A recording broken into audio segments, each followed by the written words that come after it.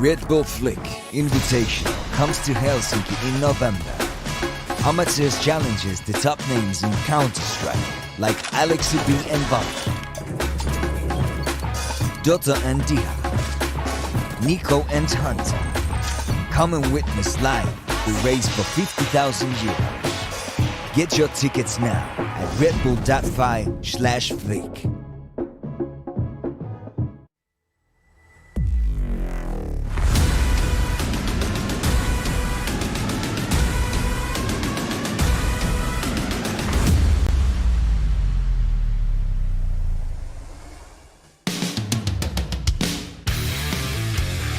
Last quarterfinals were played on Thursday. ENS fought against Lyngby Vikings and Fnatic went against Copenhagen Flames. Swiss team Lyngby Vikings started cleanly by taking Vertigo 16-11, but ENS forced the series by taking Dust 2 16-14. Decided map Ancient didn't say much. ENS melt to ruins and Lyngby Vikings advanced to semi-finals with 61 map victory. I think that I want to say that we expect to win every single game because we've been playing really good, but at the same time we knew it was going to be really tough. And I think Dust 2 could have gone either way. We kind of threw a few rounds, but they also played really well. So, I mean, I can't take it away from them, but I still think we should have won 2-0, but at least we pulled it off in the end. Copenhagen Flames put Fnatic on flames. Vertigo was quite even as Copenhagen took the map pick 16-12. In the second map, Fnatic closed the first half 11-4, but Flames managed to pull 12 rounds on the T side. Flames won overpass 16-14. I think for sure. I think right now we just need to work our way to be consistent against. I think right now we perform really good when we face opponents that are better than us because we don't really feel like we have anything to lose. We are kind of underdogs. And I think where our issues lies is when we face people where we felt like we should win this game. It's time for last play of day as Gambit is the only invite team still alive. Who is the winner of ELISA Invitational Fall 2021?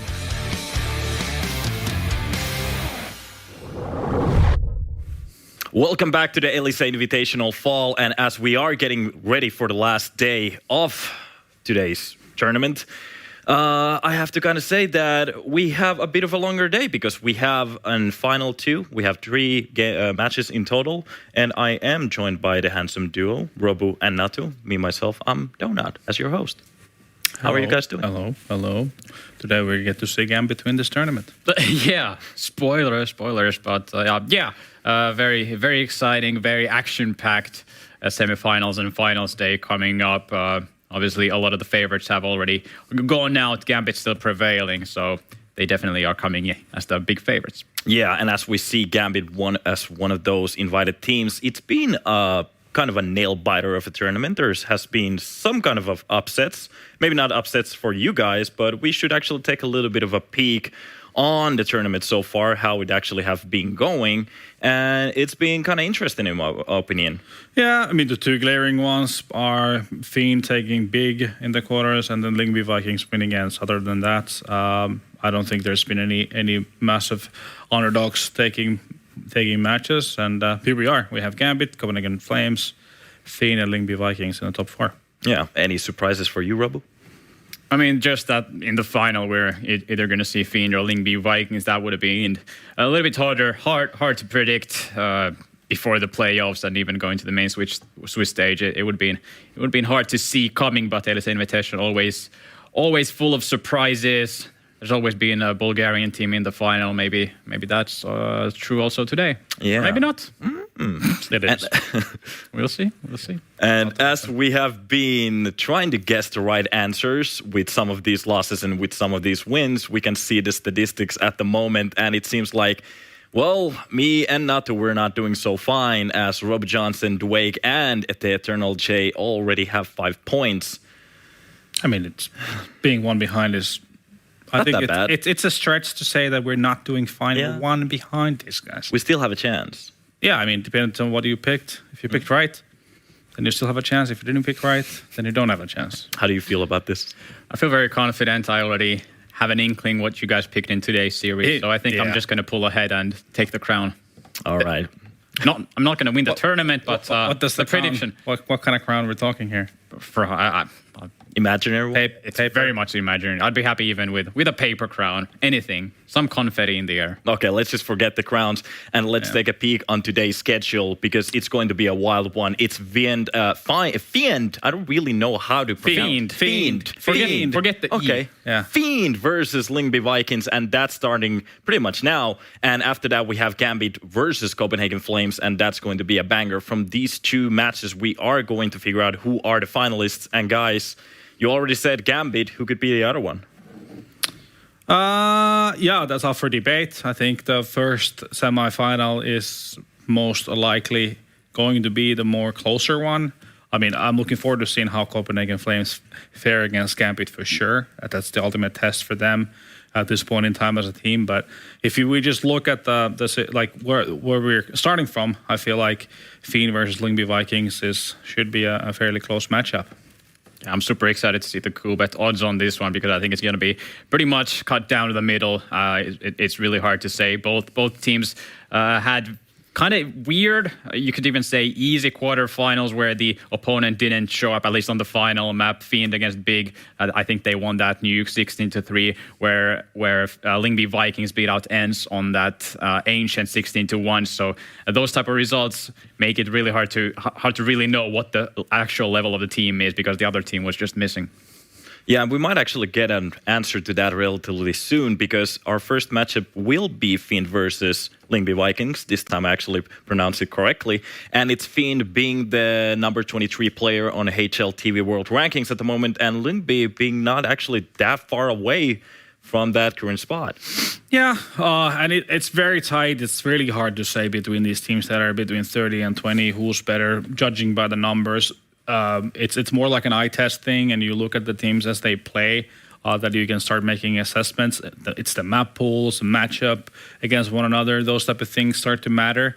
And I think in all that sense, all the indicators say that this should be a very, very tight and narrow game.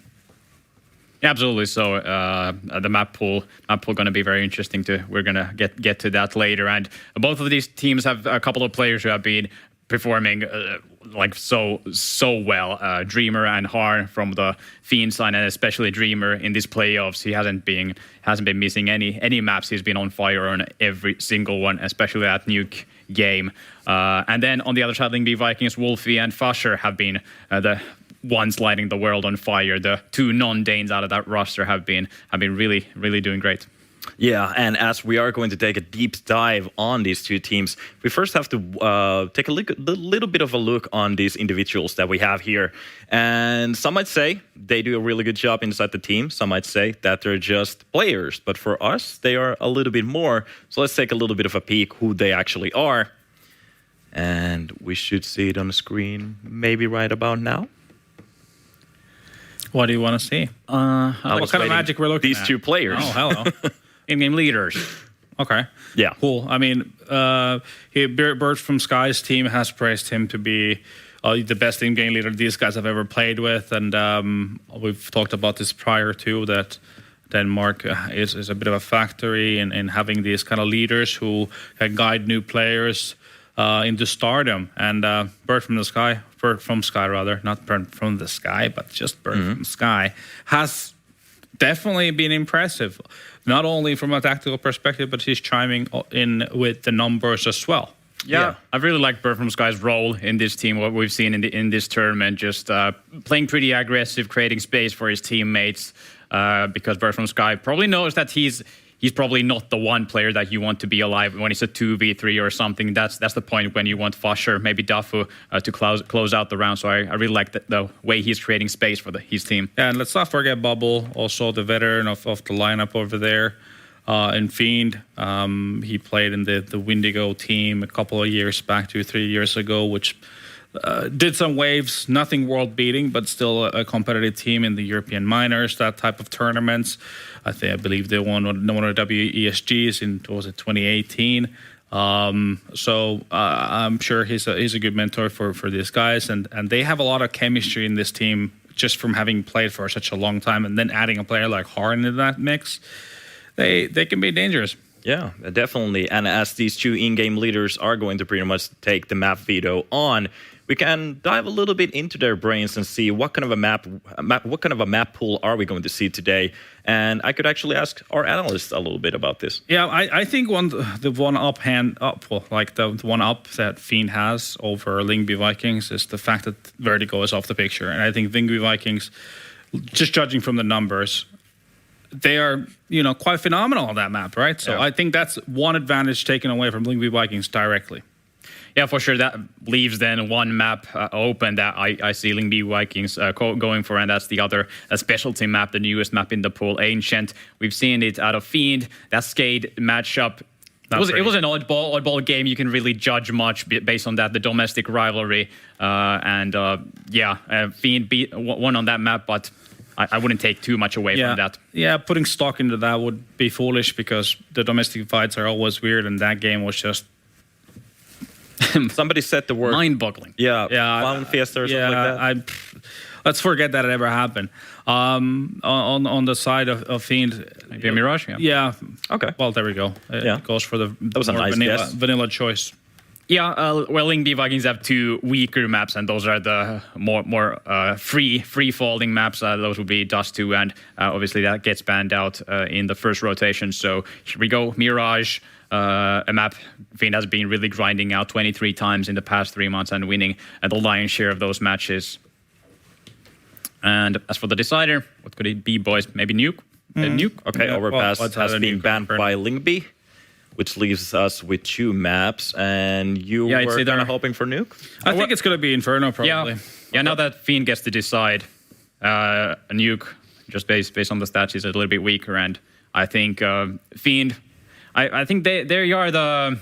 Well, I would look at Lyngby Vikings as the more tactical team in this matchup, Bird from Sky leading, and I've seen Dreamer and Harn just bailing out the team of Fiend a lot of times. I heard a bit of noise of hesitation, maybe? No, but I was just going to say that Inferno has been a map that Fiend also picks on, so I'm not really surprised that they went for that for the third. I think Ancient, just on statistics basis, you kind of consider this to be favor for Lyngby Vikings, but the further this best of 3 goes, there's going to be opportunities for Fiend. Yeah, and as the Ancient is the first map of the 3, we will see Fiend taking on Lyngby Vikings on this map, and it's going to be a wild one, in my opinion, because we saw Fiend playing this against Skade. We were talking about, and we saw Lyngby Vikings play this against Amsterdam. Yeah, so both games were such anomalies that you can't really make any judgments off of those scorelines, those matches, the happenings in those games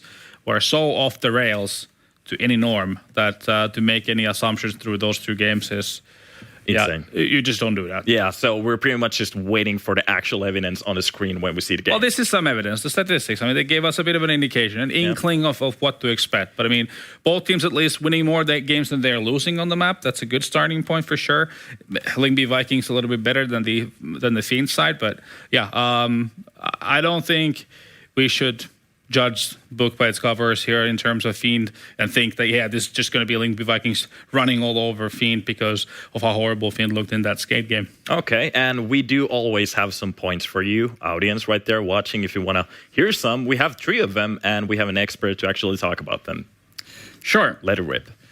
These 2 teams actually went head-to-head just a while ago in the main Swiss stage, and that was a 2-0 win for Fiend. But the maps look very different. We played Dust 2 and Nuke on that matchup, so it's well, now that's kind of out of the water now. But we don't know what these teams are going to look like on other maps. So maybe Lyngby Vikings happy that they don't have to take a rematch on the same exact maps. Lyngby Vikings, they've been leveling up. I really like their form in this tournament coming to the main Swiss stage. I think they're looking better and better, and especially in these playoffs, I think they're finding more and more confidence, and especially the star players are looking so good. So that gives me a lot of trust in the Lyngby Vikings side. And what is the final point? Well, Dreamer's insane playoffs. I think, especially that new game, that was just all Dreamer. We didn't have to even see anything out of the other 4 players on that map. That was just one player hard carrying, not much of a test for the others. I'm thinking, can Dreamer keep it up he's playing so much above his standard level of play. So that's a bit of a question mark for me. It always makes me happy to hear these points from you, Robert, because you do such a good job with them. And we have to take it to the predictions as quick as we can because we have a game already almost starting. So let's see today's predictions, where we have me going with Lyngby Vikings, Robert going with Lyngby Vikings, everybody else going with Fiend. Mm-hmm. It's us against the world now. I like this. Yeah. The last time you predicted something different, you won. Yeah, well, my reasoning behind this is that we easily start overestimating teams because the eye test in small sample sizes, and then we look at the numbers, how they played in tier 2, tier 3 tournaments, like, ooh, these guys are amazing. All at the same time, Fiend has also played some really, really solid Counter-Strike. I feel like they have players that can just pop off and destroy. Lyngby Vikings, Streamer has been playing amazing. Horn has been great. They can throw in some randomness, and Bert from Sky seems to be leading a team that's more structured. And if you be able to disrupt with that tactical approach, I feel like Fiend can easily walk away with this. Okay, are you telling pretty much because they have the 3 veteran stack, they have like a better potential on actually playing better Counter-Strike because of that? Just what I said. Okay, yeah, I'll do that. For Lyngby Vikings side, what my reason behind that pick is especially the map pool. I knew they're going to get either Vertigo or Ancient. I'm feeling really confident against or for them on that Ancient map pick. And then Fiend, I think Harn and Dreamer, they've been so much overperforming. I can't trust that that's going to continue. Whereas Wolfie and Fasher, they've been great, but they've been great for a lot of time, for a long time now. So I think they can keep it up. All right, and that's pretty much it. We are going to throw it to the game, and the first map is going to be Ancient. Guys, if you hear some sounds of birds, it might be actually parrots because, well, I don't know why. Dwayne and Jake, take it away. Have a good time with this one.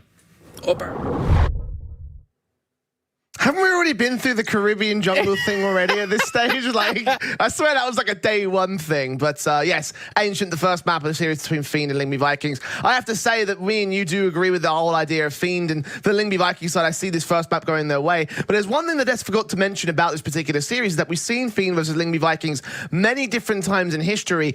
And the series generally, with the exception of one match where Fiend forfeit the first map, has always gone the way of the Fiend side. Yeah, just the head-to-head record looks decent here for Fiend. Again, Lyngby Vikings have been on a climb. They are playing some really good Counter-Strike. They're rising up the ranks.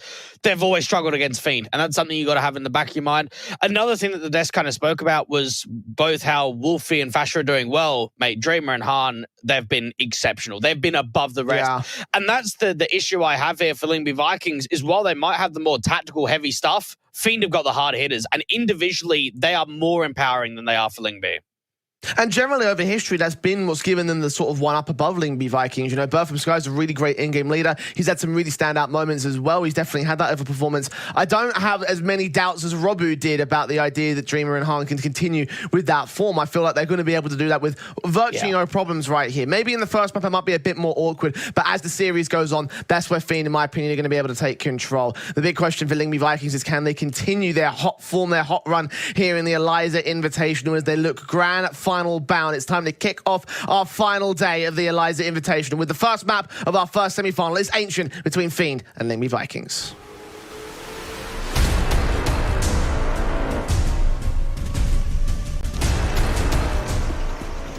Dreamer has posted 131 kills in these playoffs, Jay, averaging a 1.65 rating, so he has got to be the guy to look out for this best of 3. Lyngby taking the mid control. Fiend's not even interested in taking a fight. No aggression up from Candles. Deep approach coming into Red Star or Donut. They've got 3 on B.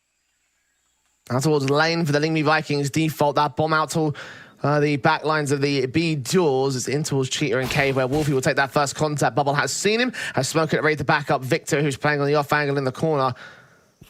Now one CT already being spotted. Will they check it? Yes, they will. Wolfie gets that first kill. Bubble can get a quick responsive alongside Hahn in the back lines of the site. Taps forward, dishing out the damage. Basher comes in towards Ramp, and Bird from Sky's been spotted as well. Magnus comes in with his flank to get the kill together and get 2-man advantage for the retake. This round's pretty much over. Lyngby Vikings have been able to get deep CT control in this B site, and this retake is going to be very difficult for Red Star and Dreamer to get it back. Lyngby Vikings, they're still very aggressive on the post plant, and yeah, the CTs are just backing off. They realize we might as well hold on to the Kevlar, buy into the next round. There's no point going for it. It seemed as if they had that bait and switch. They wanted Bubble and Victor to peek off one another, and for Lyngby Vikings, just with the pace that came out from that Cheetah into Cave angle and out from Ramp, Fiend just couldn't deal with it. A very fast round coming in from the Lyngby side, and the kind of round which you want to be seeing from these guys early on into this matchup. Again, their map pick of Ancient, you expect it to go pretty well for them. One of those 2 best maps in the pool alongside the likes of Vertigo. Of course, Fiend banning that map out, meaning that Lyngby Vikings, the choice of the second pick was pretty decisive and pretty easy, I guess. So start out with the pistol basis gained here on the opening round, and Fiend, well, probably should force the issue back. I still think that Ancient is a slight, not secret, but maybe a card in the back to come in from Fiend. They don't play it a massive amount.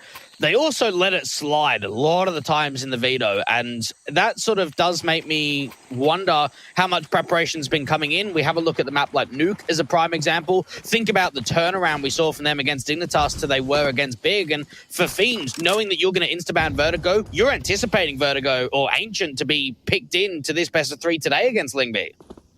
The big concern is that the few results we have not looked amazing for the likes of Fiend. Yes, they have got some wins on the board and generally a positive win rate, but against teams like Apex and For Glory versus the losses to Skade and Vista Krakow, it's not exactly 100% of a brilliant map for them. So that is a potentially a good point that you bring up there. But the question is, will they put it to effect? Will they find the practice in the theorem? And now it's a set with the force buys in from both sides. Of course, the extra weapons for Lyngby Vikings thanks to their round win, and Fiend dish out some damage behind balls, but not really able to do much. That's a very similar setup to the pistol for Fiend. No one playing mid, 3 players in and around the B side. They're actually going quite aggressive, wanting to retake this cheater angle, perhaps. Will eventually take some presence in mid, and meanwhile the blind sprays from Daffy just go across that smoke, land onto Bubble, get that opening start here in Cheetah. First man to fall, and the CTs keep Victor and Han here with the Eagle and the CZ. Mac 10 does take face, but Victor takes the headshot. So back to evens we go as the hit seems to come through from Lyngby Vikings. They got Fasher, the first man out towards ramp. Trying to get ahead of the ramp control. Great counter flash in from Fiend. Enables the blindness to go to a kill. A 2-for-1 trade. Fiend hold control. Han has seen Manx. Is he ready for Victor? Yes, he is. Han also tagged out at 3 points of HP and 2 close against the T side line. Eventually Wolfie's going to overwhelm. So Red Star and Dreamer back lines at the side. Do get another good pick back. So 2 versus 2. They did block each other for a little while, and Dreamer's even seen Dafu, knows exactly where that bomb's gone down. Try and see if they can isolate Red Star going further aggressive. The concern is going to be Wolfie. Will Red Star check in? No, he won't. Gives up the angle. Scout takes his shot. USP takes the kill. Looks for the double up and a triple overall. Dreamer will clutch it for Fiends. All right, here we go. We're just starting to see glimpses of Dreamer doing work with the Scout. And knowing that both of those T-side players are low HP, just get over to the pistol, get that job finished off. Lyngby, they've still got a chance of actually glocking this round out. They're not on double eco status, knowing that they got a bomb plan. They can try and buy up and keep that pressure on. And what a couple of recovery kills that came through. Victor overly aggressing, Red Star getting this pick out from ramp. And for Fiend, they read the gamble stack well. Time was low and Lyngby ran into everyone at B.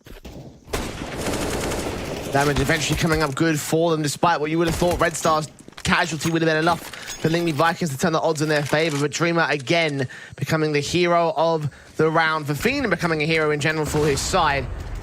1-1 immediately back to the board. Lyngby Vikings could secure bomb plants. They can be a force-up by the Eagles, Mac 10s and a Galil versus the full gambit of rifles for Fiend. It looks to be a fast play in from Lyngby.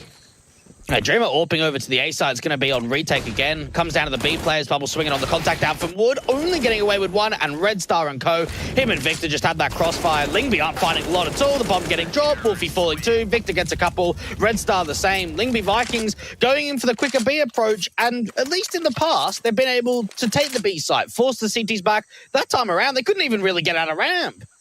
Yeah, firepower differential was a little bit too steep there for the likes of Fiend. So many rifles versus just the pistols and the Mac 10s. The Mac 10s being the better weapons for the Lyngby side. So I can't be too surprised that round goes awry. It's going to be that second up for the Fiend camp. A lead gained and Lyngby down to Eco. PT50 only upgrade with a bit of utility for execution basis. Maybe get a bomb plant will be the best thing here for Lyngby side. Can't expect a round from this one. No, not really. Aggressing out, a lot of confidence coming through from the CTs. They could get punished by a couple of deaths. Han just not big again, allow Red Star to take all of the contact. And for Fiend J, coming into today, this is currently tied as their best placement in these kind of events, in this sort of A-tier caliber, 100K, that sort of region. The best they were able to do beforehand was at Spring 2, where they went down to OG in the semifinals, where they got that 3rd, 4th place today, or at least in that event. Today, they're in that very similar spot. So them trying to get a win and actually moving into the grand finals is new territory for this team.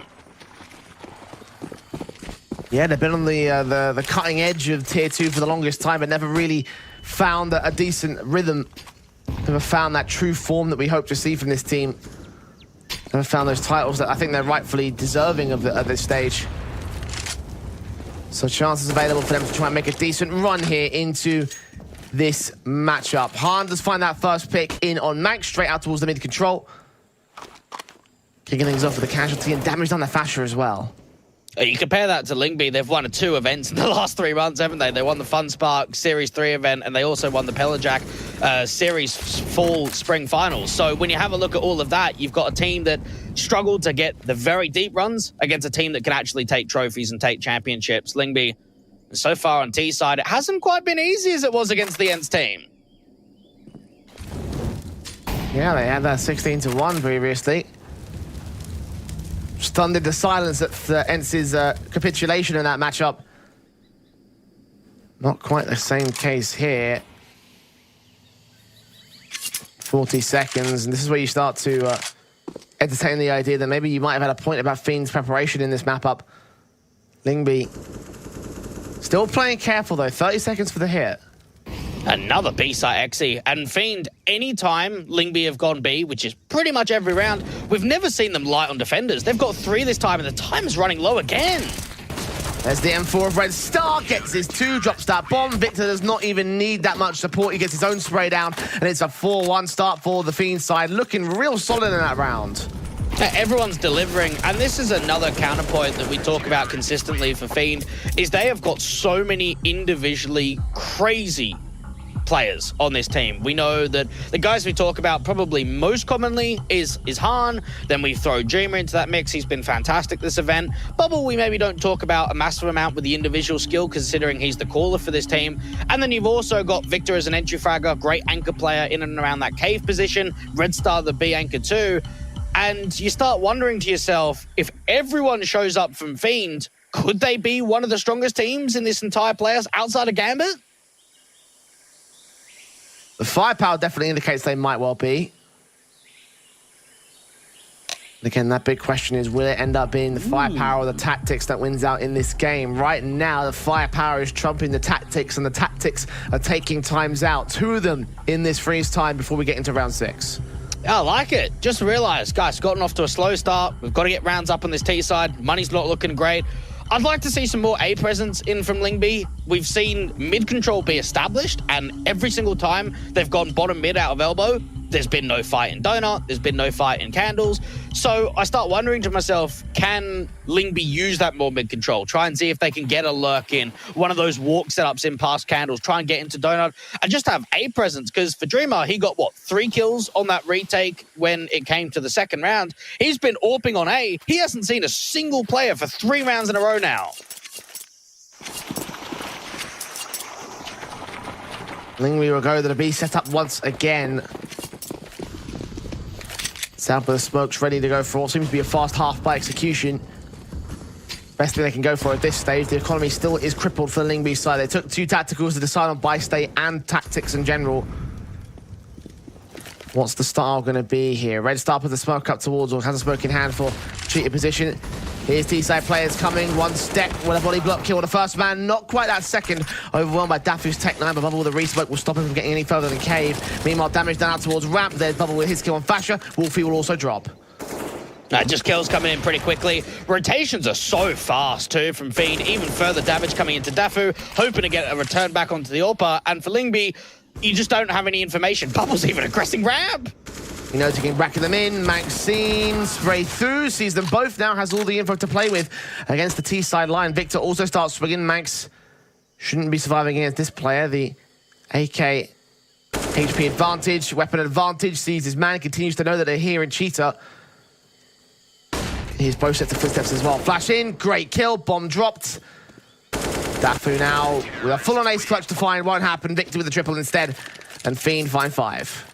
Very clever with the repositioning there for Victor. So looks like he overextends for a moment, actually just hangs back, waits out the timing, receives a flash to peek again, and then notice how once he gets that pick, he then actually swings further right. So it makes it even more difficult for Dafu to read that kind of angle. And this is something that for Fiend, even though they've been on the rise recently, these guys are experienced and they have been playing for a very long time. Mentioned on our desk that WESG win that some of the veteran players in this squad have had. Yeah. Many, many years of playing experience put to effect in terms of this position. Look at how close the CT is here at Cheetah. Red Star caught off by Dafu. He was probably about a pixel or two away from finding Bird from Sky. Not able to catch that man off guard. So very little info gained at that angle and the man advantage lost. Just being able to brute force into Cheetah, it's been very hit and miss for both teams on just how much success actually gets found from this area of the map. It's definitely been a high contention point, isn't it? Seems like action is happening in this zone pretty much every round.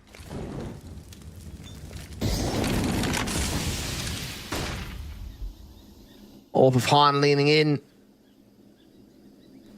Can't see anything as of right now for Lyngby Vikings. They've taken Cheetah and backed off. Still heavy B stacks in from the Fiend side. Of course, their Living Dreamer is the lone AWPer back on the A side. You mentioned how he's had no chances and no opportunities to find anyone from the Lyngby side. Because they're going for the B setup time and time again. They're going to try for another one right here. 40 seconds to the clock. And we haven't even seen a lurk out in A. Just some util, something to start driving CTs away. And the B execution's coming in with little time, 30 seconds on the clock. M4 waiting back in the corner. Flash is going over. Tags on towards Han. Reface with the AWP. Sees one man. Sees a second player and a third player close, but doesn't deal with the likes of Manx. Bubble also known towards Cave. Smoked off on both the entries. Gap in that smoke. Can swing on Bird from Sky, but runs out of ammo. USP in against Manx. Can't hold off. Very risky play. Just didn't have the resources to do it. And Manx will get Victor, leaving Dreamer to save. I think this map is really going to show just how important the opening man advantage is. And for that one there of Lyngby, they win that first fight onto Red Star that's playing in Cheetah, and the whole setup relies on the crossfire. Han making an aggressive play, only gets one with the AWP. He's in a difficult angle because the T's have already walked so far up into the bomb side, and with the flashes, they can just swing on the contact, allow that trade to come in. And for Bubble, difficult position because rotations are taking a slight while for both Dreamer to get there, Victor too, and you start thinking to yourself, how am I going to play this? If I stay here in Cave, I'm going to get wrapped in from the Cheetah angle. I need to overextend. Doesn't quite get that kill onto Bird from Sky. Jeez, that was just a straight span. They might not have even had any info that Red Star was there. It's a kill that ultimately comes up to a decent round for Lyngby, so they're happy with that one. Regardless of the info they have in the interim. Only one player staying alive. Of course, the double AWPs can get rebought, but now an auto shotgun for Red Star here. Where does he place himself? Not a common sort of weapon you pick into this kind of a map. Not like it's Nuke, really. He will play in towards Cave and Cheetah, which actually, in theory, does make a lot of sense. Yeah, it's a weapon we don't see every time. I guess when the economy is slightly lower and you're looking to do as much damage in as possible and just stabilize, using a weapon like this when you've got such an aggressive angle can work out quite well. And Lyngby Vikings have finally got some sort of A presence for Wolfie, maybe anticipating that Fiend is starting to make info plays, aggressing out to A main, which has just never happened so far.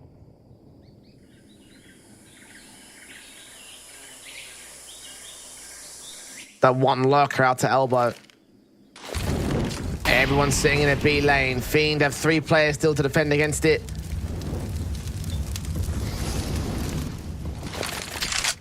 And there's the action coming from Lyngby Vikings, putting flashbangs and such over towards that Cheetah angle. Again, indicates they're out here.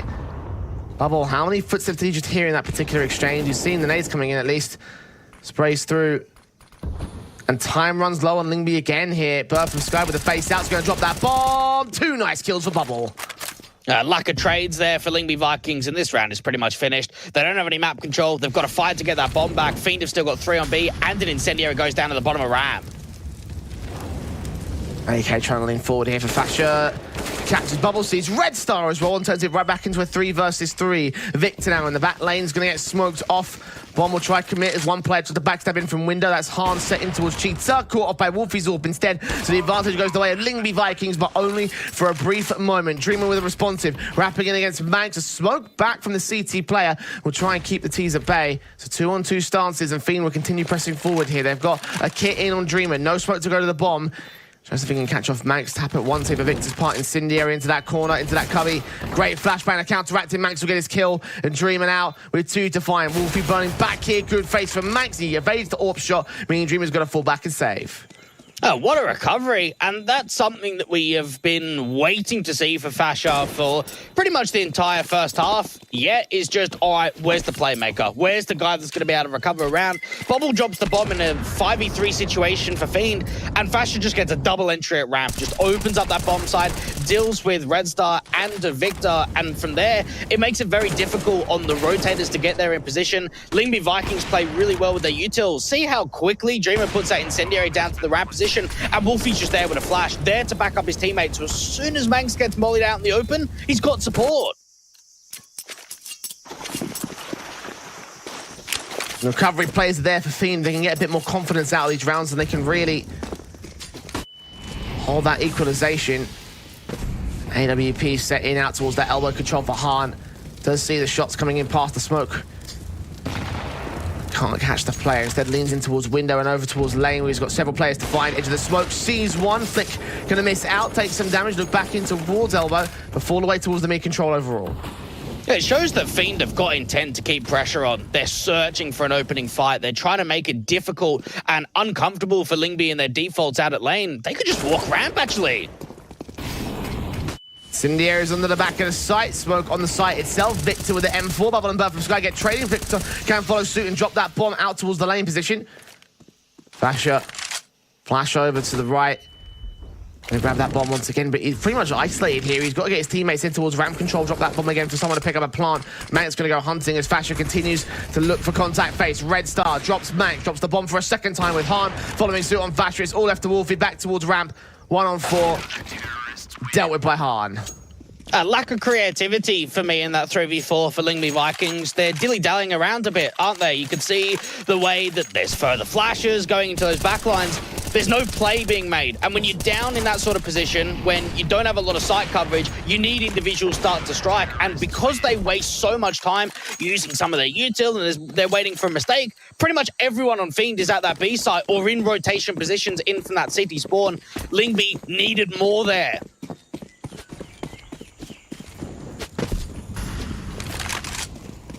More is what they won't get.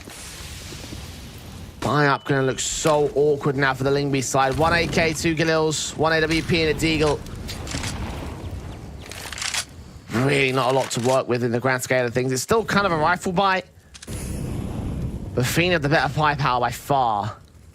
Yeah, finally, some intent in from mid, and even with that, they don't quite swing wide enough to be able to create that pick onto Red Star. Victor just jiggling out from this cave position. It feels as if finally Lyngby have been able to find a way of forcing the CTs further passive onto the site out of cave. Well, when do Fiend start to find a way just to force Lyngby Vikings into another side of the map, or just to stack in the site itself and get all the kills? Han with his first frag, swing back. It's Dafu that peeks off the back of the contact from Bird from Sky. M4 Bubble's got to hold on, but he can't seem to do it, as all 3 players do get cleaned up. B's open and Fiend are not rotating.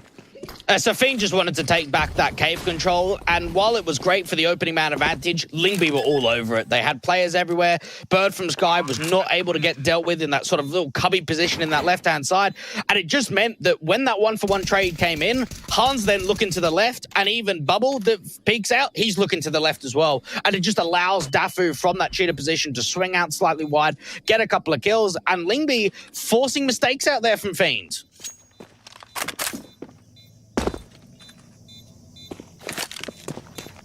A bit too overzealous there with the cave control. Great punishments there from the Lyngby side, hoping that they can continue with that as the time goes on. But again, when do Fiend start connecting the dots? When do they start to realize, hey, they've only ever hit B so far in this map up? Yeah. Because I don't even think we've seen one A execution, not even an A center default here from the Lyngby side. So when do Fiend just start stacking 4 players and saying, right, let's just screw it, let's just rip them apart now? You can't. That's the problem with Ancient. Because if you do that, anytime there's a mid-walk, you're too exposed. So you have to play the 3-1-1 setup. And what it means for Fiend is even if they are playing 3 on B, they've got to tighten, right? They've got to be able to find a way to find more leverage and find further advantages. You can't just rely on stacking up that B site because as soon as you don't, that's when an opportunity arises. We're going to go back to the 2-1-2 setup this time. Fiend initially playing up towards the mid-control, 2 individuals. Red Star ready with the nades out towards window, trying to hope that they go back through that window position, but they're not going to do so. They're just going to be on for the B hit once again. Bubble out in the open, caught by Flashbang. Buff Sky with 2 frags. 2 could line up for victory. Gets them both. Needs to get this triple in. Nade out towards the site itself. Try and force Manx away. We're doing a little bit of damage towards him. Gonna wait for his teammates to get back here. Red Star going to push forward to the smoke. Timing's going to be everything. Wolfie's not expecting it. Gets caught off, and now the T's are grouped together. Dreamer at the edge of the smoke, sees a gap in it as it fades, gets his kill on Manx. The Eagle Out gets Bird from Sky. Spotted at a shoulder bait. Now the CTs can go hunting the row on the flank here. Catching the player in the end from the part of Red Star. They do lose Dreamer, but the orb can get recovered. The defuse can come through for Fiend. Yeah, for any of the Bulgarian fans that were hoping to see a lot of Dreamer in this best of 3, maybe don't watch Ancient, because the only time he's ever got picks is when he's rotated on. So many B plays coming out for Lyngby Vikings, and with the initial approach, it looks solid. They give themselves a 5-on-3, they get a double entry. I love the patience for Victor. He gets a couple of trades back in that cave position, didn't overextend, just goes, right, 3v3, play the numbers game. I might as well stay alive. I don't want to overpeak. Decent variations here from Lyngby Vikings on the B execution. But again, that's all they've gone for so far in this match. I'm sure the B players must be loving it, knowing that it is constantly going to get pressured and get a load of frags out of the rounds. Maybe less so that Dreamer is still sat over towards the A site and hoping that someone comes towards main. It's Hans Orb that actually takes center stage. But Bubble will be the main focal point here. 23 HP to start things off. I don't think there's any point in having Han play mid, only because we haven't seen enough mid control. So just play Red Star in Donut, allow that AWP to play over at B. The majority of these rounds, we actually haven't seen an AWP on B for Fiend. It's normally just been the 3 M4s.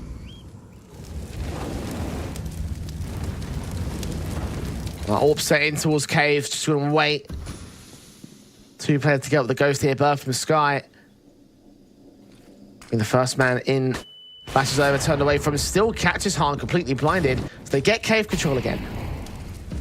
Back with the Incendiary, just denying any further presence of the T's walking up. And for Fiend, they've still got some utility to work with on some of these anchor players. Only one more flash to come in from Victor. It's going to have to come down to some of the rotations that have not come in. 40 seconds on the clock. Lyngby going B again. Shots ringing out from the CT side. Orb still set in as the smoke clears. Fasher. Ready to take that first contact now. The Orb is going to start leaning. Great flashbang back in. Victor trying to bail out his teammate, but Dafu gets 2 spray downs of his own. Bubbles so far back passive. Might deny the bomb part if he finds the right angle. Tries to find Dafu, but can't connect to a decent kill. So 4-on-3. Smokes back to Fade. Dreamer trying to lean in and catch Dafu off guard. Does not see him thus far. They do have a HE that might get Dafu. It gets put in towards Cave instead. The Incendiary on towards Wood. So Dafu's not even going to get dealt with. And Fiend being a bit too passive on this one. Finally, the man's going to burn. It's coming very, very late into this retake. Smoke out towards Cave, Bird from Sky, and Wolfie siphoned off. Fash is going to burn. Fash is going to burn and drop towards Dreamer. Now under the defuse. Got to get the high HP players out there. Spray through from Bird from Sky. Only going to do so much. He gets that kill. No, Wolfie with the AWP instead. With 2. Looking towards 3. Bird from Sky with the Glock will look to try finish off the job. And all 10 players will go up, but it will be around for Lyngby. Just poor timing and poor discipline, perhaps, for Fiend. You've got a way that they're just out of position. Victor is on an off angle. He's not playing in wood. Han with the AWP when there's 30 seconds on the clock is extending forward rather than holding that pillar position. And it just meant for Lyngby, you're going to get easy entries. Anytime the B players on Ancient are starting to be out of position. And for Fiends, not getting that retake on destroys the economy for them. They'll be able to buy back. The problem is it's going to be a lack of orbs, a lack of rifles too. Interestingly, a tactical pause called in by the Lyngby Vikings camp. Using 3 of them so far in this half. A great round for them in the previous. Would have thought that Fiend would like to take the tactical at this stage. But you're right about those guns, though. Very little to work with in terms of the actual buy up here. The 2 M4s being the main highlight in the elements. Number of Mac 10 still available here for Lyngby, though. I think we're seeing a lack of a strat book for Lyngby on this T side. We just haven't seen much at all. Yeah, we've had variations with the big execs with some of the timings and some of the opening defaults to Cave and Cheetah. Just been very one-sided to B, and just nothing in mid, nothing A main, nothing over to that A site. And I guess at least when you think about the T to CT perspective, we know that Ancient is quite CT-based. Maybe that is a way that Lyngby Vikings don't mind going back and forth, because the last 5 rounds in a row, Jay, have been individually won from both of these teams. So eventually we're getting to a point where Lyngby can end this T side with 6, maybe even 7 T rounds, which actually would be very decent. I'd say that'd be fantastic, honestly. I think this has already been pretty good for the Lyngby Vikings. Their map pick and their first half not quite being won as of right now. That could change, however. And even if it doesn't, I think it's all thumbs up from here. Definitely be thumbs up in this particular round, of course. There's not a lot to work with for Fiend. Mac 10's in for the likes of Lyngby Vikings, of course. They did take damage of their own, right? So it's kind of evened out to a certain extent. It's still better of a setup here for the CT, for the T side, I should say. How do Fiend outplay this here? 3-1-1 setup again towards that B site favor. Victor might try force forward. He does get out towards Cheetah on the other side ahead of that Molotov. The utility coming in indicates a fast B play. Yeah, they wanted to do that. Seems as if it's going to have to be a double pump now with that incendiary coming back. And for Fiend, they've got aggressive angles being held in Cheetah, meaning there's only one on B directly. There's Fashion with his kill against Bubbles, so start out for the Lyngby Viking side. 2 players held out to the cave entrance. The Eagle and the Victor knows that they've extended pretty far out towards right lane. Smokes on Molotovs out. Han to back away. M4 spray for Red Star. He does so much with this. Wolfie getting tagged. Retake on for Fiend. I don't know if it is, mate. I think they just back off here. They haven't been able to do enough damage. They haven't been able to find a way in. They don't have information into lanes, so just hold on to your weapons and bring it into the next round.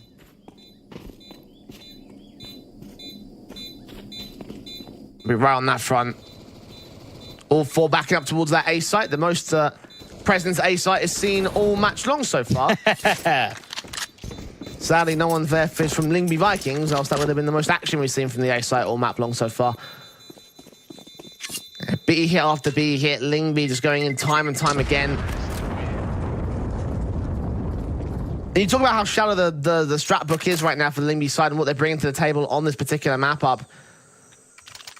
But despite that, they're still finding success. Why is that?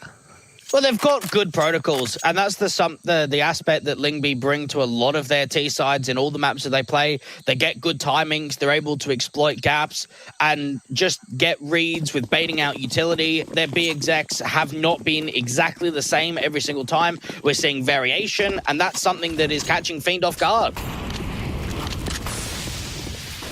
Smokes in, rush out. Bubble here with a smoke towards the right-hand side. Gets that one shot. Actually, it's Red Star that steals that kill away. Needs a couple more to get a double up. Seeing Birth from Sky out as well. They've got info. He just jumped faces with the bomb on his back. Bit of an aggressive play from the bomb carrier. A 2-for-1 trade overall that favours Fiend. T-side players pushing on as Fiend will try to get a backstab involved here for Han. Patience is a virtue, and this might be the biggest play that Fiend might find all game long so far. Manx catches Victor. Awkward spray from Han comes up good for that one frag. Needs support though. There's press behind Smokes, and Manx can trade to a 2-on-2. It's 2 Mac 10s against 2 M4A1Ss. Red Star still very aggressive. They don't know about the angle. They peek together, and Bird from Sky's got a clutch. One spray looked for, not quite found. Red Star with a triple, and Fiend will find 8. Yeah, Red Star's had a good performance here on Ancient. 15 kills, 5 deaths, lots of multi-frags coming out from him. And for Lyngby, they were able to get a decent entry onto the site. They're not able to really deal with Red Star in the back lines. He's able to get 2 kills and fall away. Doesn't stay around for too long. Maybe the backstab of Han could have been slightly better. The trigger discipline eventually came in, only managed 1 kill. And then the retakers just peek off one another. Dreamer and Red Star work in. Lyngby Vikings aren't even able to get a bomb down. So for them, there is going to be some limitations when it comes to the buy. My goodness, that's 4 out of 4 tacticals being used by Lyngby in the first half of their map pick. Must have a fair amount of confidence in the CT side, to be fair. But obviously, it does leave very little breathing room if things go awry in the CT side for the Danish camp. Guns in for round 15. One final buyback to try and see if they can make something happen here. Make it 7 on the board to close out against Fiend's advantage. Bit more spread out this time as Lyngby just play out the standards. Bomb behind the B doors. Dafu leaning in towards Cheetah. Got 2 to find. And neither player able to deal with each other. It's actually Bubble that gets the TK on Victor. And nades onto him, going to force him out of the way. Yeah, Lyngby just being able to work with that utility into that cave position. Unfortunate stuff to come in from Fiend. And for Lyngby, that's a man advantage. More damage is even done onto Bubble. So this B defensive is going to be rocked. Bubble's going to try extend as well. This is dangerous. If it gets away with a kill, that might be enough. Molotovs set in. Bubble. Here rotations inbound, but Thatcher's going to wait. Nice bait play there from the T side. A 5-on-3 advantage now for Lyngby. As soon as they get the opening man advantage, you could see that Fiend searching, trying to hunt to see if they can find a way back in, and that's well read. It's a bait play too. Bird from Sky's making a lot of noise with the sound cues, and Thatcher just posted on angle. Incendiary's on Manx, trying to get out of dodge, but Treatment finds that kill with a bang damage as Hahn. Just traded back by Dafu, so responsives again, great for Lyngby Vikings, are 2-on-4. Rotations here from Red Star, drops that bomb in mid, 20 seconds as well. Got a fallback passive to the site here. Lyngby Vikings are going to make their moves in. 17 to the clock, Red Star, Incendiary, that's smart. It stalls even further. HE's up, Thatcher going to burn. They have no idea where he is. He's going to get 2 kills. Wolf also goes up. What was that, Lyngby? Maybe that's why they don't go AJ. The first time we see any presence like they look like as if they go back to the A side, it is destroyed. Red Star drops that bomb with 1 lane pick. The time is low. They can't go up to Candles because that's where the orb's playing from. They have to run through the Incendiary. What a round from Red Star. What a half from Red Star in general. Halftime hero for good reason. 19 frags for him so far in this map up. And he has been the guy to stand out of the Fiend. It's great we talk about like Dreamer and Hahn and how well they've been playing. We talk about other individuals and how they could step up for Fiend, and right now he is doing just that. They need to be able to start developing this further lead. Yeah, 9-6 is decent. You're going into your T side now. This is where Lyngby Vikings can start getting into their own. Now, the setup they're reading is that Fiend are going to start making a play out to A. They've only actually got 1 B defender, so this could be quite retake heavy for Lyngby. Backed up passive for Fasher, being the only real contact individual. Be the 16th round where we've seen a T-side team hit the B site. Double flash and smoke set in for Bubble. The flashbang goes over first and foremost to allow the entries. The smoke set for the post plant. Fasher not being seen. Victor going to have to extend out. The T-side players caught more by the flashbang than the CT side were. They still find that pick though. There's a player in lane that's going to gather all of this information. Red Star's going to hit all the footsteps. How many players can you find at the kill counts, though? Only 1. That's going to be more than enough, though. Bird from Sky making his way in. Damage up to 17. Hahn going to wait closer against Dafu. Sees that swing, gets that next headshot. Fiend with a very fast, aggressive play. And Bird from Sky gets a double up of his own. Manx now got to get in for the retake. The fuse kit on Bird. Wrapping in towards Wood. Seeing Bubble to a 2 versus 2. Trying to catch Dreamer as well. Manx has got all 3 taps. And gets that kit to hold the pistol for Lyngby. What a clutch. Fantastic stuff coming in from Mangs. Just being able to hit some absolute beauties of those shots. And for Fiends, that kind of looked like it was their round. You had the aggressive approach, get that bomb down, cut the rotates off, Hahn into that sort of cave position, doing as much damage in as possible, and Mangs just is able to deliver. A slight over-aggression punished there against Lyngby, against the Fiend, Lyngby Vikings. Still having the clutch, though. Again, great stuff from Manx, and he's got an M4 in his hands for this next round, rightfully so. Wolfie set with the AWP in immediately for Lyngby, side out towards the B bomb site defensive. The Fiend with their force invests, Galil's across the board. Yeah, Lyngby are going to be thinking of that one. Maybe it was too close, right? They have to bring back a 2v4 situation from Bird from Sky and Manx. And while it does look very clean on the retake, that was down to the wire. And that could have easily been double digits in a 10th round in from Fiend. Red Star finally expecting some spam. Try and do the same onto Bird from Sky. Doesn't quite find the connection.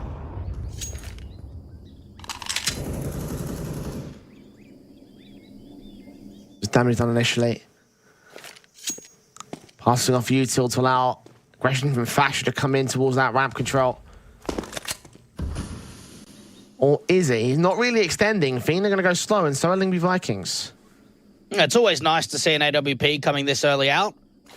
Wolfie trying to see if he can find some immediate impact with it. Fiend don't have a crazy amount of util, and it's actually Fasher to make the aggressive approach in ramp that reads the play, deals with Victor, and even spots more players. Han walks out towards the mid control, the Galil in towards Donut. One player to find us, Dafu. SMG, if Fasher takes a swing in, takes a bit of a tag. Bubble swing upon Fasher, gets his kill for a double up. Han can get one responsive. Dreamer falls towards Wolfie. Red Star with another good kill, but now it's him and Han that need to get back into the site. Could rotate towards the A play, 20 seconds to do so. They've got to get this player to drop in Temple. Manx known, Bird from Sky hard. Spray through to a 2 versus 2. Red Star quickly up here, got to deal with his player. Sprays better for Manx, that's round done. No time left, so long as Wolfie stays alive, it'll be more than fine. Han will try go hunting for the player, but now just got to go full back and save as Lyngby find 8. That seemed as if there was a recovery chance. Han getting a couple of picks, being able to start bringing that bomb back over to the A side. Red Star is able to find one himself. The problem is Manx just playing up in Temple. Time is low. As soon as he drops that bomb, round is pretty much over from there. There's nothing that they're able to do about it. And for Fiend, that's another one of those close rounds from them. They're holding on to a Galil, which kind of lopsides the economy, unfortunately. Means that they're going to have to go with some upgraded pistols in and around that. Lyngby starting to close in the gap and start getting closer to a tied-up scoreline.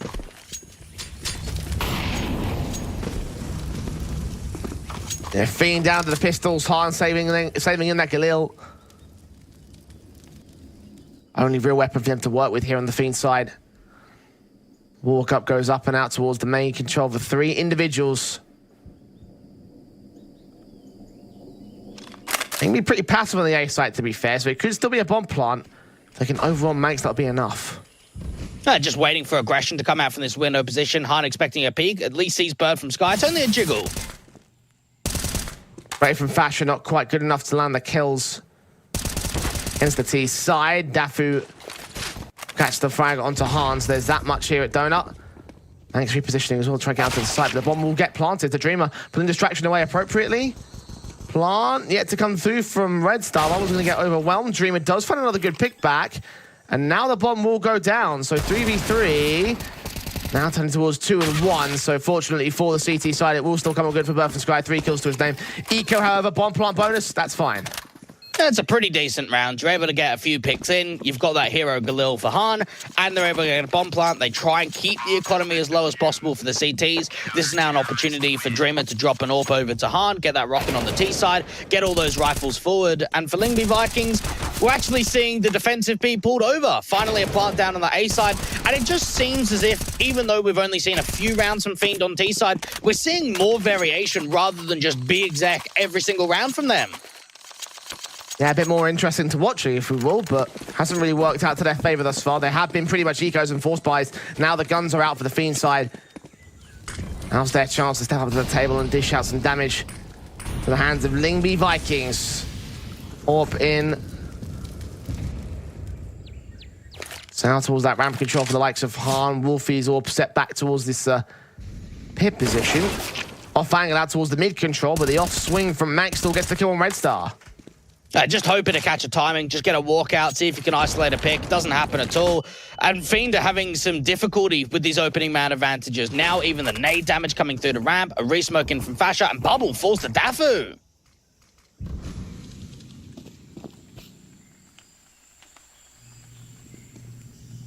They're 5 on 3. Dreamer just walking up towards the A site.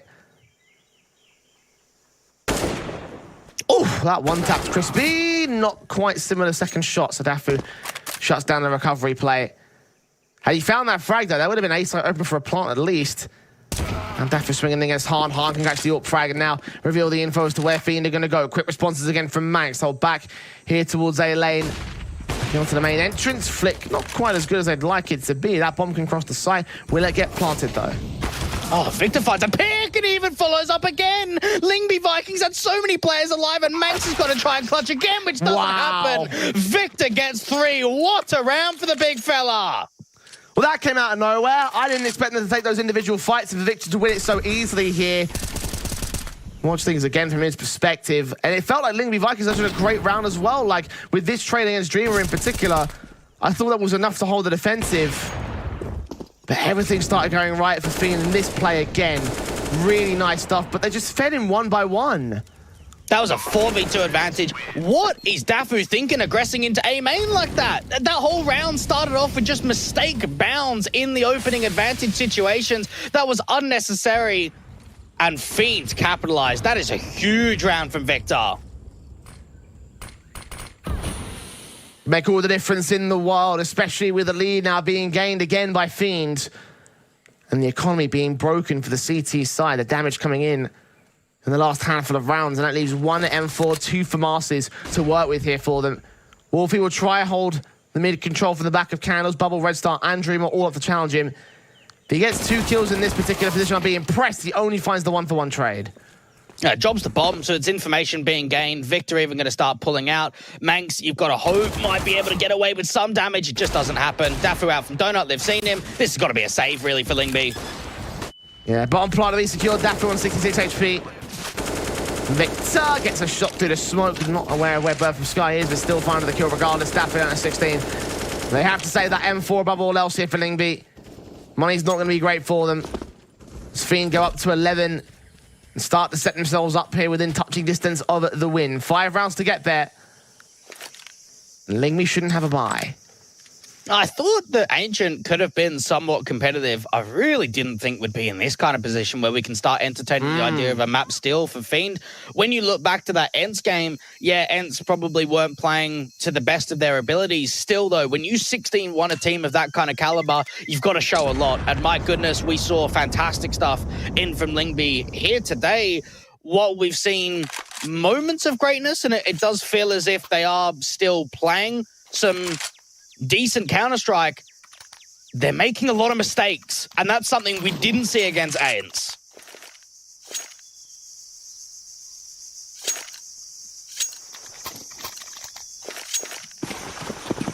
$11-9.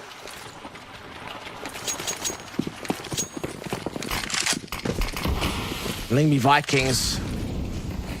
Gotta wonder where that Lyngby that we saw against Ents has gone to at this stage. Again, this map went so swimmingly for them.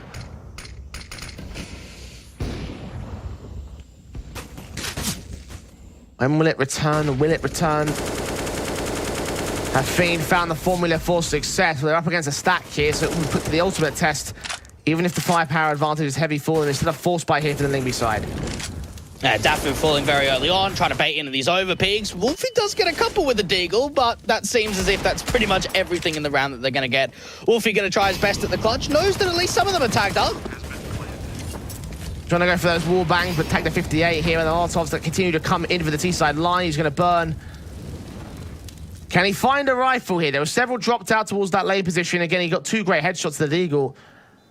Hans watching it though, so even if he can find the rifle, he's got to get the shot off, and no. Hans says, absolutely not. 12-9. Decent effort there from Lyngby Vikings, but it was a force buy, and losing that leaves no cash in for another rebuy here. We can watch Wolfie's Deagles once again. Oh, very nicely done from him. If only it turned into more. The issue I have with Lyngby, and it was something we spoke about at the beginning of this map, is sometimes of a lack of the fragger. Someone who's going to really step up. And for Fiend, you've got Red Star, 23-10, had a fantastic first half. He's delivering in the second. Where is that star player? We haven't seen a lot from Wolfie, haven't seen a lot from Fasha. In a match that's got a lot of pressure like this, up against a solid side of Fiend, we need someone to come alive, someone to really explode. We haven't seen that just yet. Yeah, Red Star and Victor have had the highlight moments here for Fiend, and since the turn of the half, Dreamer and Han have started to step up here. Those are the guys that were playing over on that A half of the map on the CT side. Han does get dealt with out towards 1 good kill, 2 good kills actually for the CT forces, so a couple of rifles. And they will go towards the A play here. Fiend will get the bomb down, probably secure the rounds and all. But Lyngby, if they just go for the safe call right here, this will be a very successful eco. Yeah, you would imagine so. They are probably thinking as well, we could do some further damage. They get flashed off, so okay, we might as well just back off and save. That's a very good eco. An AWP and an AK that can get saved in. You've got some extra firepower. You're going to be able to give yourself some more cash injections because you don't have to buy rifles in for a couple of players. Fiend up to 13. Now, we were in a very similar position on Dust 2 for Lyngby in the reverse, weren't we? They were up, it must have been about 13-9, and they struggled to close it there. They had some opportunities to get out on top. That's when Ents really started striking forward. So I start wondering to myself, is Fiend going to be in that similar boat where they're up by a good margin, they've got a lot going for them, struggling to close? Is that something we can expect?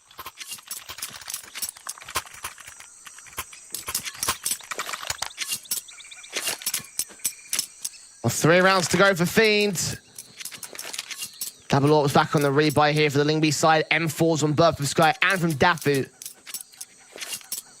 And 1 AK for Fasher, of course, being saved. The best buy that Lyngby have had so far in the CT half. Can it convert into a round? Can they stop Fiend?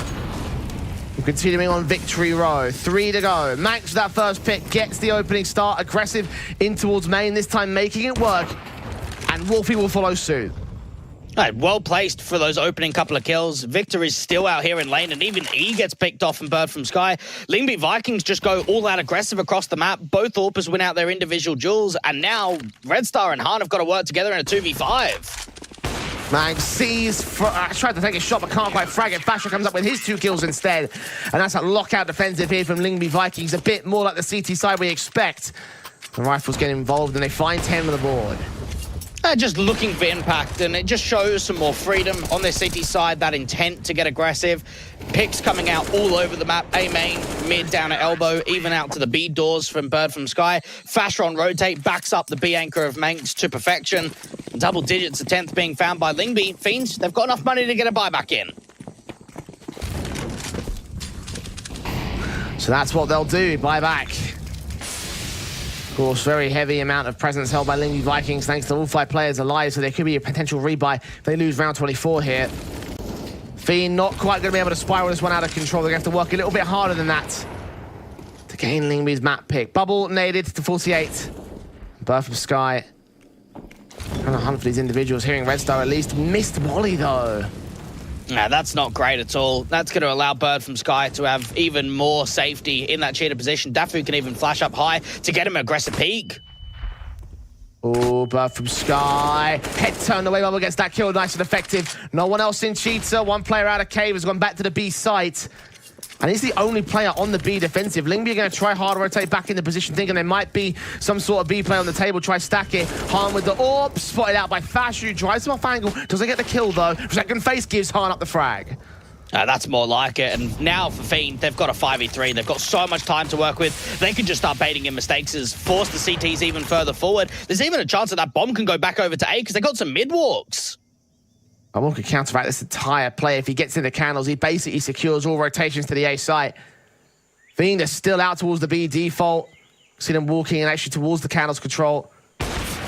Shot missed from Wolfie. That's all important. And now they should know they're still going to commit towards the B site, and that might be a bad call because Dafu's got 2 frags. Manx falls in turn, and the team's got to complete this backstab. They've got to get Dafu all on Wolfie. 1v3. An amazing player, a highlight man for Lyngby Vikings, but now going to highlight this round. He gets that first. Bomb will go down. He can't deny it from here. He might catch Red Star on the face out from the totem side. There's no utility to force him out, though. The T's are going to try push forward.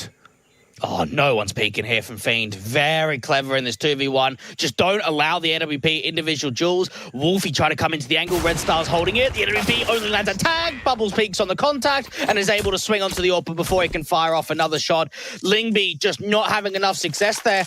And I guess that whole position, yeah, they're able to get into the back lines at Candles. They think to themselves, we don't have enough time. We don't have info on A to rotate that bomb over. So what we're going to do is continue with the B exec, have those backstabbers in, and a few missed shots coming out from the AWP to start that round off pretty much allowed Bubble and Dreamer to actually get into the site and continue doing damage.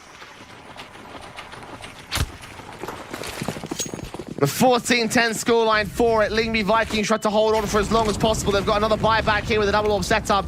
This will be their last buy, though. They need to turn it into a round. Fiend touching distance from taking Ancient. And it's the one map we said, hey, this is a solid one. This is the one where Lyngby are almost guaranteed to win it. Their map pick and all, and Fiend out towards the B lane default. 4 players out here. They're just firing blind and hoping to catch some aggressive kills. Without a doubt, the best map they could have got in the veto, knowing that Fiend insta-banned Vertigo. keeping eyes on. Harm with that AWP, just waiting for an overextension, waiting for some sort of jiggle in those backlines. And actually, Bubble dies to an aggressive orb that came through. Yeah, Wolfie posted up a cheater.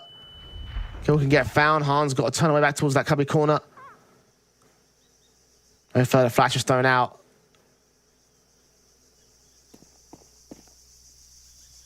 Steps heard, a secondary flashbang could come through. AWP of Han.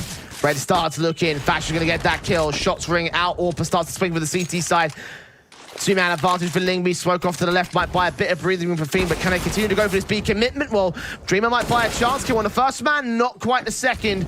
And now the tease towards Ramp start acting. Molotov's in the back. Birth of Sky going to burn. 20 HP for him, but Fiend back off. Yeah, just realised nothing else gets created in that execution. We're not able to find more picks. Dreamer is able to bait the Orpa again, get that 1-for-1 trade, just not follow up with anything else. And for Lyngby, they had the intent of realising there could be a walk setup. And for Fiend, it seemed as if Harm was posted on that angle for a while. Okay, let's work with it. Let's try and walk forward, try and see if we can catch them sleeping. Lyngby were ready, and it all started off with Wolfie getting that first pick onto Red Star in lane.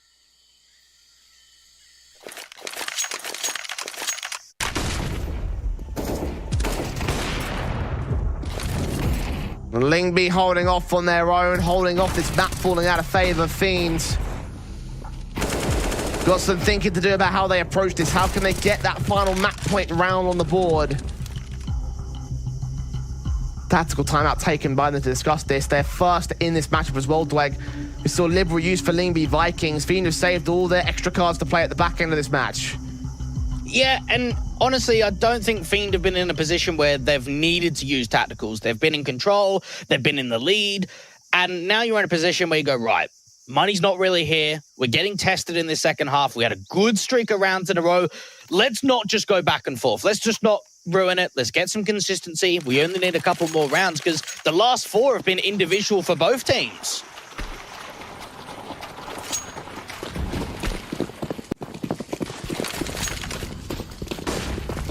A forced invest here for Fiend in round 26 to bolster those safe weapons. Fash are going to bolster up the defensive on the B site play. The M4 straight up towards ramp, flashed over, looks in towards the window entrance. Can't catch anybody right now. Carefully placed behind smokes for Fiend.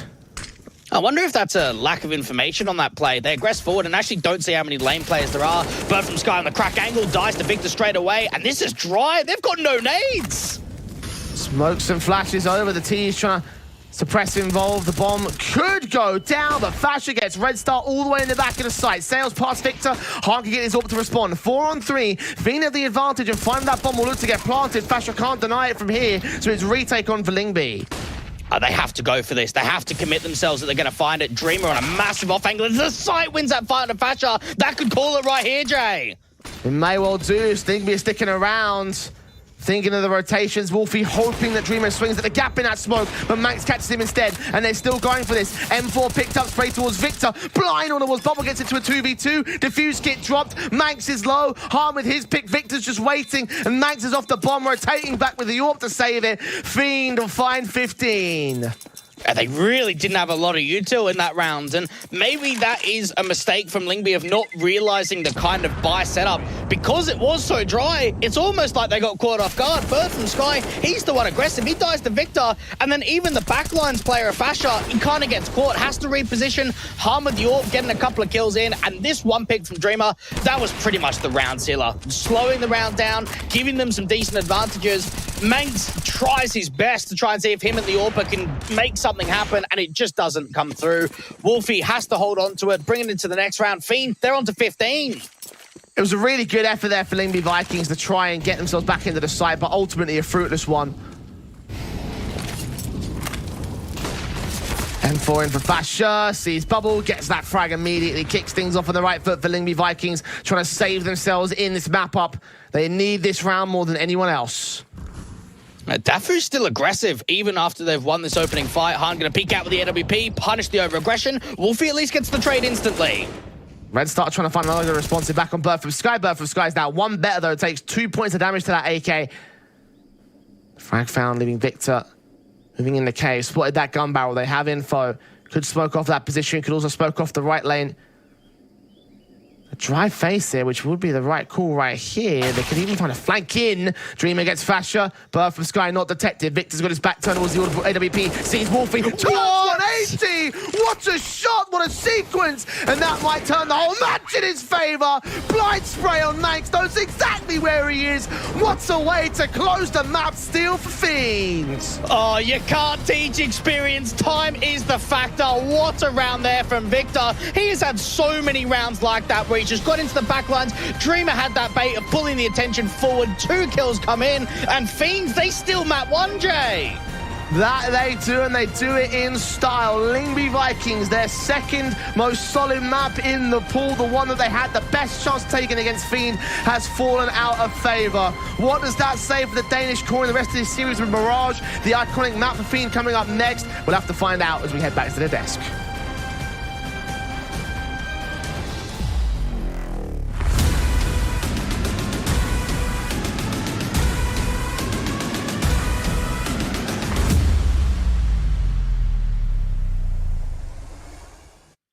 As we're done with Ancient, even though if Finn won that map, it just looked a little bit harsh for both of the teams. Am I right, guys? Yeah. I mean, it wasn't the prettiest game of Counter-Strike I've ever saw, or seen rather, on Ancient. That first half was kind of funny because it seemed like that A bomb site just didn't exist on the map whatsoever. Lyngby Vikings kept on hitting that B bomb site. Still got a pretty formidable first half, and then gave themselves the chance winning the pistol in the second half, with Monks having that amazing 3K and the defuse to go along with it. But there and after, it was Fiend that dictated the game. Yeah, usually we exaggerate about these one-sided, or like thinking bomb site-wise, one-sided maps that that one team is just attacking one of the bomb sites. But yeah, here it was like literally the case.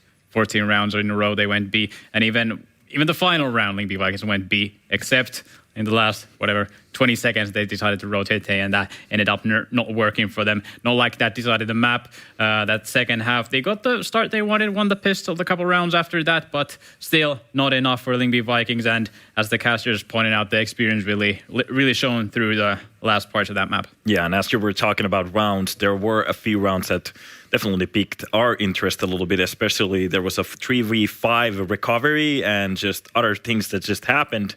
We'll start for the first one, I think. Yeah, this is the 3v5 recovery from Lyngby Vikings. The 2 first picks from Bubble. This round was over, by the way, apparently. Yeah, some said that this round was over, but yeah, in CS, on Ancient, especially on this map, no round seemed to be over until it was over. And we saw so many 2v4s, 3v5s, that just speaks usually to mistakes, and we saw a lot of mistakes from both of these sides. Maybe a little bit more surprising from the Lyngby Viking side that they crumbled under the pressure here so much. I thought Fiend did quite a good job, especially on the second half, attacking putting a little bit more pressure on the A side and on to mid that we didn't see from Lyngby Vikings at all. Yeah, like we saw a bunch of times Lyngby Vikings go for information plays around the minute mark, solo plays for the most part, with no backup plan. If the player goes down, the player goes down. There's no one to refrag or trade the kill, and that kind of felt a little bit odd to me.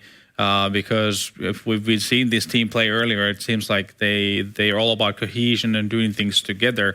And maybe that's some reminiscence of their past. Maybe it's maybe it's pressure hitting them a little bit. You know, they realize they're playing in a semifinal, and it's kind of making the players forget about those team components that have built them to be in this position to start with. Yeah, and as we're talking about pressure, there was a 2 versus 4 situation also that we want to talk about. I think that was on round 19. Yeah, things were starting to look up for Lyngby Vikings. They tied the game. This is a 2v4 at this point. Dafu makes a silly push. Yeah, that's one of those information plays. Yeah. Especially on a 2-man advantage, like not needed at all the information. You can live without, you can just hide in the temple, wait for the T's to come into you, whereas here Harn got the easy first pick, and Victor, well, he was lights out all through this map, and he finishes this round off very, very nicely. Yeah, I mean, that A-bomb site should be a place where you just you're not allowing the T's to get a bomb plant without the smokes. You are still, like, even though that peek into that A main came through, and that was not optimal. He gets destroyed. The CT over there, still equal numbers. The rotation coming in, but it seems like they all have like this hurry to gain into the bomb site as quickly as possible. Maybe with the consideration that, hey, let's not give them the bomb plant easy. Let's fight for it straight away. But what ends up happening is Victor getting obviously 2 very nice shots, like props to Victor, but still 2 very individual shots that he wasn't able to land, and he was able to reset the recall before going for those 2 bursts, giving him the opportunity to close out the round. So yeah, a little bit of not optimal playing from Lyngby Vikings in many of the situations, that being one of them. Yeah, and you brought out some good names there. And we have another name for you, which is Red Star. He was having a good game too. I think a name that we've kind of not mentioned too many times, but maybe we should. I mean, he had a banger of a map here, 24 kills, 14 deaths, a formidable 84 ADR to go along with it. A player I've heard people talk about a lot, grinds a lot of FPL, has a lot of individual skill, but maybe he's like so far in this tournament being kind of behind the bigger names, Happy Dreamer and Harn, the 2 heavy hitters.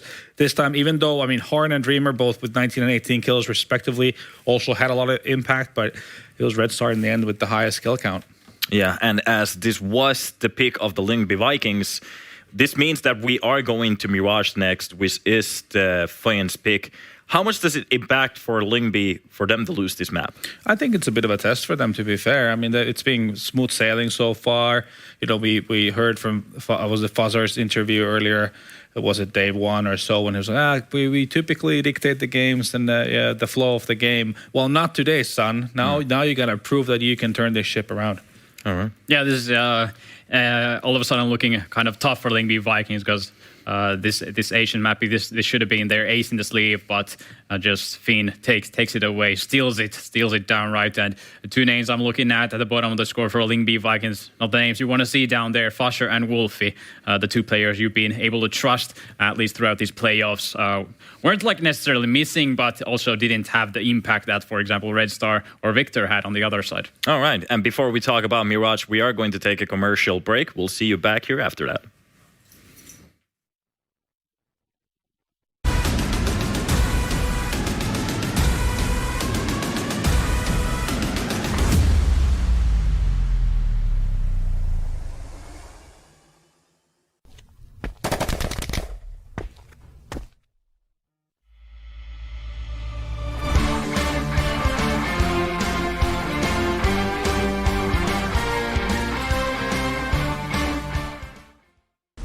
Red Bull Flick Invitational comes to Helsinki in November. Amateurs challenges the top names in Counter-Strike like ELISA and Vikings, Dota and Diha, Nico and Hunter. Come and witness live the race for 50,000 euros. Get your tickets now at redbull.fi/flick.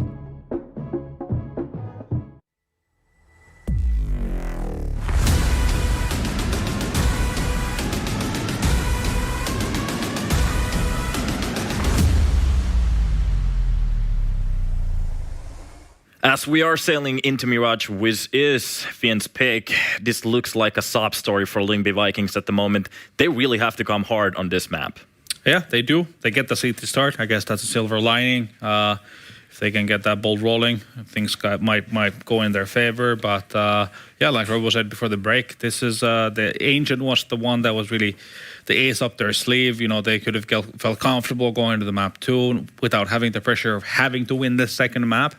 But now things are way trickier for them. All right. Yeah, and pressure, I think that's a pretty good word, because this Lyngby Vikings lineup is pretty much untested on these levels. This is a big tournament, a semi-final spot, a lot of money suddenly on the line, and even the final spot maybe shimmering in their eyes. Maybe they're getting ahead of themselves here. And I look at the first map, Birth from Sky, the one player maybe with a little bit more experience leading the way, but the other 4 players need to wake up here going into Mirage. They get to start on the CT side, and they really have to dictate the terms. They can't let Fiend get away with what Fiend was able to get away with in Ancient. Yeah, and you and me, we were the ones who actually picked Lyngby for the win, and we were kind of waiting for, or maybe even anticipating for Lyngby to win Ancient, and they just didn't bring anything to the server.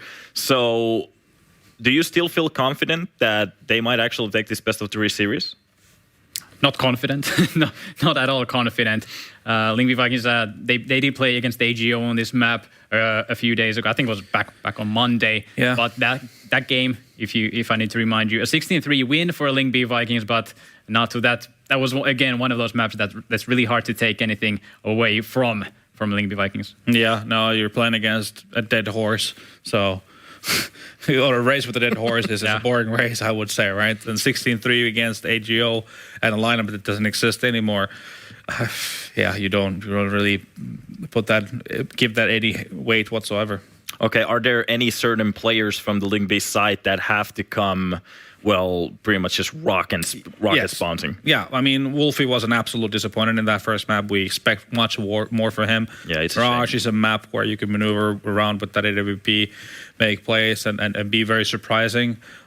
He most definitely needs to have that. Fasher also a player that I'm looking at that's been impactful as we look at the last 3 months stats here.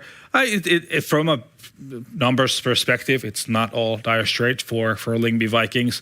It's still a 50% map for them, and it's not like it's a world-beating map for Fiend either. They've had a couple of rough losses recently, just a couple of days. Dignitas beat them 9-16. They lost to G2 2-16 in IM Fall, just as examples. So, but hey, then again, I rate Dignitas and G2 higher than I do Lyngby Vikings, so I'm not sure what that's going to say about this matchup.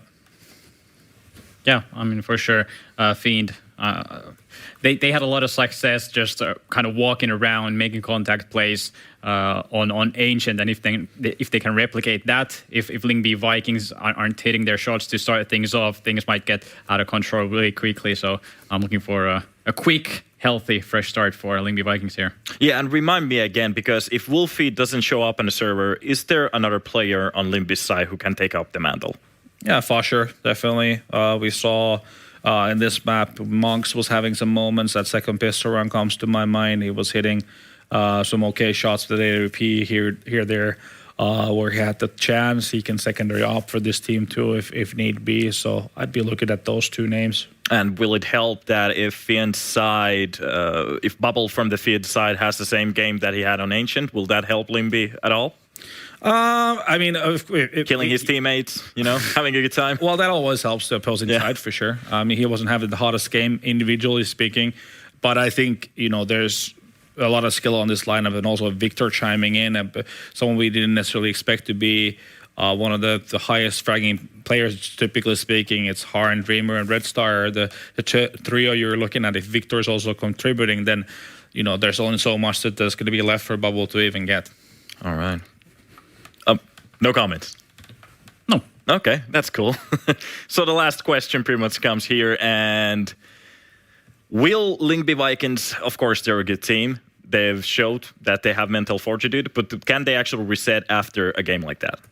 Yeah, why not? Just that is the word. Just reset. It's 0-1. It's not the first time ever that they've gone down one map in a best-of-3 series. Now you just got to steal away Mirage, even though it's not one of their best maps. Definitely something that they can compete with these type of teams like Fiend on. So a quick answer, yes, they can reset that. Okay, and if they can steal Mirage, after that we can actually take a little bit of a look towards Inferno, but they have to battle for this map first. I'm going to throw it to the casters, guys. Have a good time. We'll see you after this.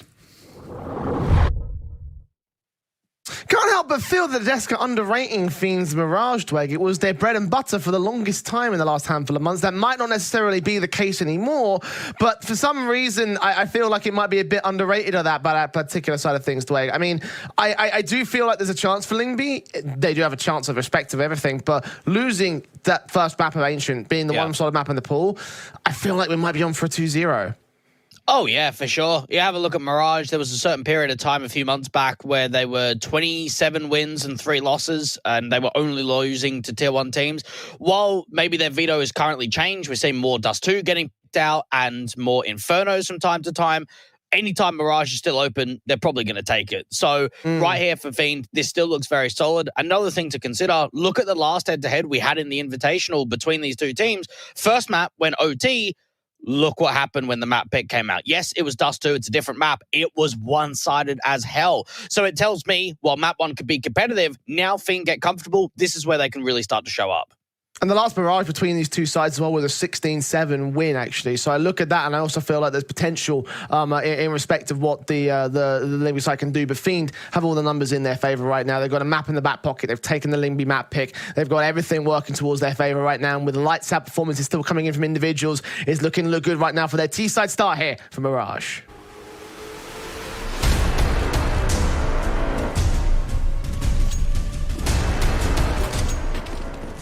Yeah, we're seeing quite a lot of util out for this CT side, Jay. Lyngby have got Bird from Sky, Dafu, and from Manx with the one kit with all of those nades coming in. So it could be quite retake heavy. They've got plenty of options with this kind of a setup. Yeah, high potential in this defensive line. They've got 2 HE, Smoke Flash, the Fuse kit for Manx, 3 players with Kevlar, no upgrade pistols on the CT side, the raid boss for Han. He's going to set himself up out towards the top of mid control. Very carefully placed from Fiend, though. Very, very slow default. Not really wasting any of the early presence with the aggression, that's for sure. Bird from Sky just jump spotting, waiting for any info play, a shoulder, a jiggle, whatever it may be. Fiend are almost waiting for an over-aggressive play. That's why you can see a crossfire being set up in top mid, waiting for one of those CTs to make an info play and start moving forward. So far, Lyngby haven't been quite interested in doing that, though.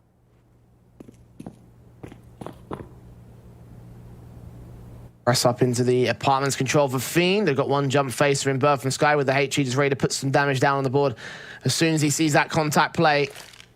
I don't think he spotted anyone just yet. Try to time this well. Dreamer might take some damage. Indeed, he does take a little bit of it. Flashes in, smokes out to the crosses at the arches. Daffy's going to get completely siphoned off. It's Bird from Sky alone on the site. He gets that first kill, drawing first blood in the map up. Daffy just find hard on the site behind that smoke, regardless of his blindness here. Max follows through with another good kill on Bubble. Finally, Victor with one good frag back, deals with Bird from Sky. So a 4-on-2 that favours Lyngby Vikings. Bomb plant will be secured, but it's a retake that favours the CTs. Lyngby have been very good with some of these pistol rounds so far in this event, and right here for Red Star and Victor, they're going to have to really show up. Lyngby have got players everywhere. And taps on the Glock of Red Star, gets it to a single man advantage, but it extends back by Max. Victor with a triple. Now got to get a quadra to clutch this round of 1 versus 1. Dafu, no! And the headshot lands perfectly as Victor continues with their second multi-frag round in a row for him, Fiend with a pistol round. Yeah, really seeing some good stuff coming out from Victor on map 1 and in map 2. That's a round that you probably shouldn't be losing if you're the Danes. You've got yourself a 4v2 advantage, everything's coming out very easy, and then all of a sudden we start seeing a recovery to come in from the last couple of players. Victor showing up again, not even getting punished in that clutch, and Fiend somehow come around with an opening win. Yeah, very nicely done. Mostly on the part of Victor again. 4 kills for him from the 3K to end off the last map. It's 2 in a row. Fiend to be very happy with how well they've done thus far. Technical pause coming in for the CT forces. A quick moment's respite in that respect. But yeah, again, real solid stuff coming in from Fiend, and they want to be seeing this coming out from the T-side line. Because it's their T-side which usually ends up getting them past the finish line here in a lot of these Mirage maps. Well, we know that for Fiend, they're currently ranked 3rd in the event for their round win percentage in 4v5 situations. So even in that pistol, it was even worse than a 4v5. It does show that some of the individuals can step up when they need a play being made. And just even the trading game between Victor and Red Star, yeah, Red Star only got 1 pick in that round. They still peaked off one another really well, baiting the distractions, being able to make it easier for Victor to set himself up. And Lyngby Vikings going to be going back into the force buy. And you'd have to imagine for the Danes, knowing that they're a map down in the series already, you want to try and put as much pressure early on as possible. Try and see if you can get this force buy victory in. Try and see if you can actually hold on to some sort of lead, if that's possible too. Well, early starts need to come in from Lyngby Vikings in general. I look towards them, and I think that as this series goes on, it's going to get better and better for Fiend.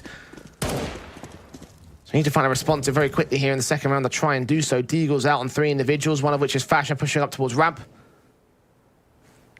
Tentative about his position. Dreamer's ready with the AK to deal with him. Headshot comes in so easy for the man. Even spots that second player. Not quite successful with the kill onto him. Lyngby just making an info play. They might eventually be able to trade off Dreamer. The AK doesn't even get phased. Another couple of players in from Palace. All right, there could be a backstab. Okay, there's someone coming T-spawn.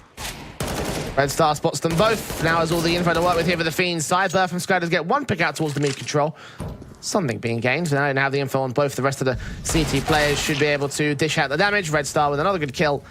And Bird from Sky out on ladder room. Bubble's even going to evade him. The bomb can go wherever it wants to go. Well, no matter where it goes, it's going to be around for Fiend. Bird from Sky just trying to see if he can hold on to that from us. For Fiend, they've still got a lot of util. And this is what I actually even like with the intent of this round is they haven't had to use a lot of utility. So why waste the money and the util if you don't need it?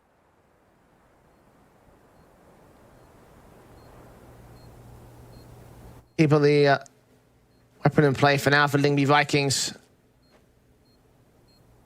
Fiend find the 2-0. Try to go hunting for him as well. Han could catch him in the ladder room. How far does he extend out? Does he keep his eyes on his position? Yes, he does. Flash in, not required. Both Sky was not blinded, so Han with that kill. And all players cleaned up for Lyngby Vikings to the hard eco now for round 3. Fiends, again, looking solid. I think another interesting aspect with this team, Jay, is they've signed with an org that had never had any previous history. You have a look at Fiend, they never had any lineups beforehand. It looked as if the organization just started and picked up these Bulgarians team. As far as I know, they're an American organization that picked these guys up, and it does seem as if it's been a pretty good pickup, if you ask me. Well, it's worked out for them in terms of their dominance in the tier 2 space. Couple of frags in for Bubble to enable the couple of kills in for the Lyngby Vikings camp. One plant will be secured out towards site. Maybe 2 Mat 10 frags, not quite the triple. Still $1,200 gained here. Some money overall just bolstered itself for the T side line. Another good kill for Fash as part of the USP. The Mat 10 on the turn over Dafu make it pretty expensive actually. And now there's money gained for the Lyngby Vikings side. 1v2. We've got to grab those AKs here for the T side.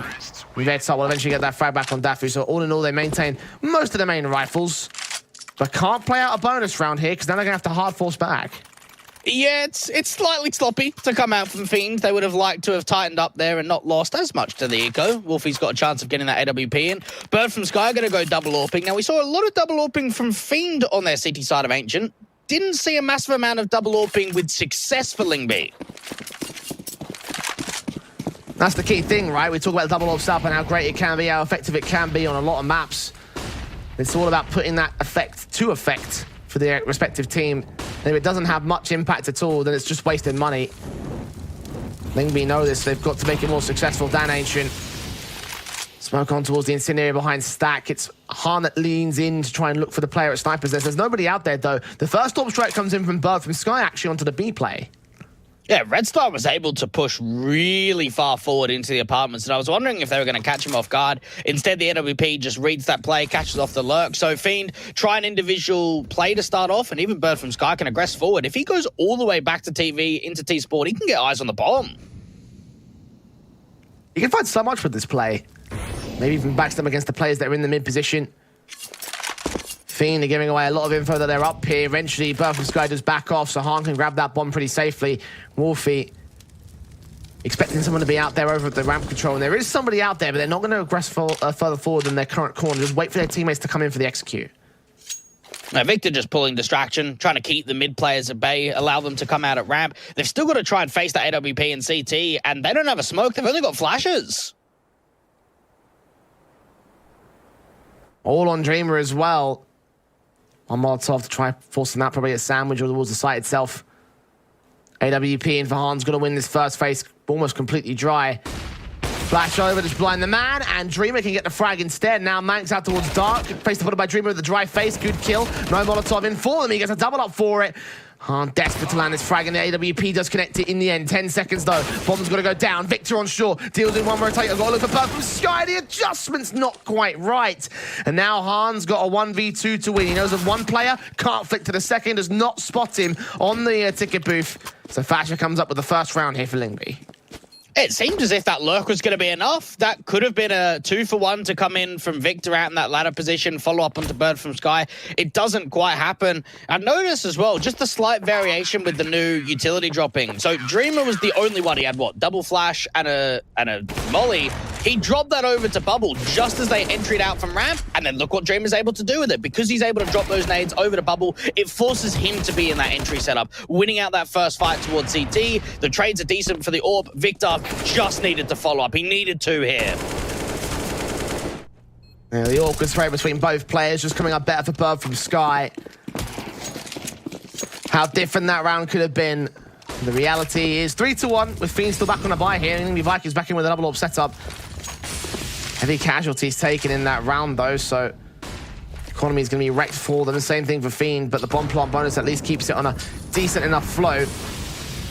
Smokes onto the incendiaries again. Victor's going to hold down this top of mid position with Han there to back him up with the AWP. Yeah, haven't seen many aggressive plays in mid from Lyngby Vikings. Another re-smoke down at the bottom of Con, giving some more safety to come in for Fasher. Bubble trying to get some of those nades to force him out. Fiend just searching for that opening man advantage. It might just come in this connected position. Smokes on.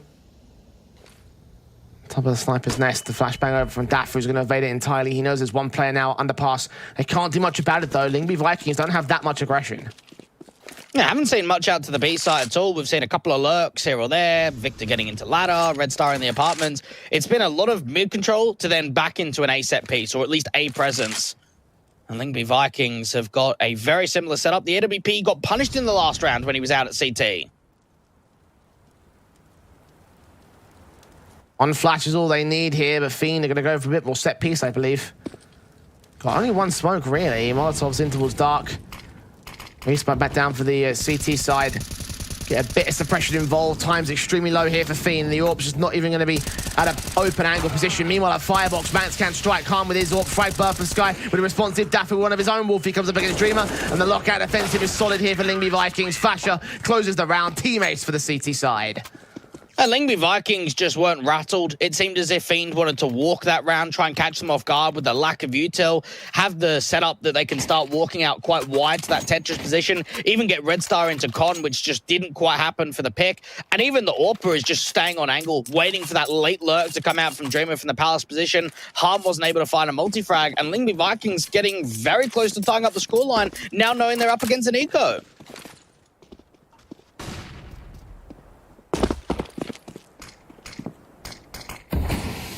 Straight smokes on. Han suppressed in the apartments. Of course, one of many pistols that can just dive out of the apartments and try to get a bomb plant. No utility to get them into the site, though, so it's not going to be as easy as just flash and go.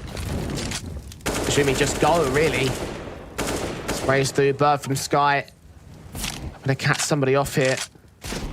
So far, seeing so little. Han, the dive down, does get caught by Bird from Sky. Damage being done as well by the utility and the assistance from Dafu. Manx gets his kill on Dreamer. And yeah, this round just getting picked apart as it should do. T's just trying to search for wide faces. We see a walkout on A player in mid. They've got a lot of players in the apartment. So they're just hoping that there's a way that they can kind of catch a pick, do some damage. Decent frag onto Bird from Sky is getting presented. They need a couple more bullets onto him. Daffy with his 2 kills. Bird from Sky not able to secure Victor. It's actually Wolfie that gets that wall bank. Sorry, that AWP headshot. 3-all to the board. A tech pause coming in from Fiend now for the freeze time. Evened up here with the Lyngby Vikings camp, who have immediately reset on the economy state.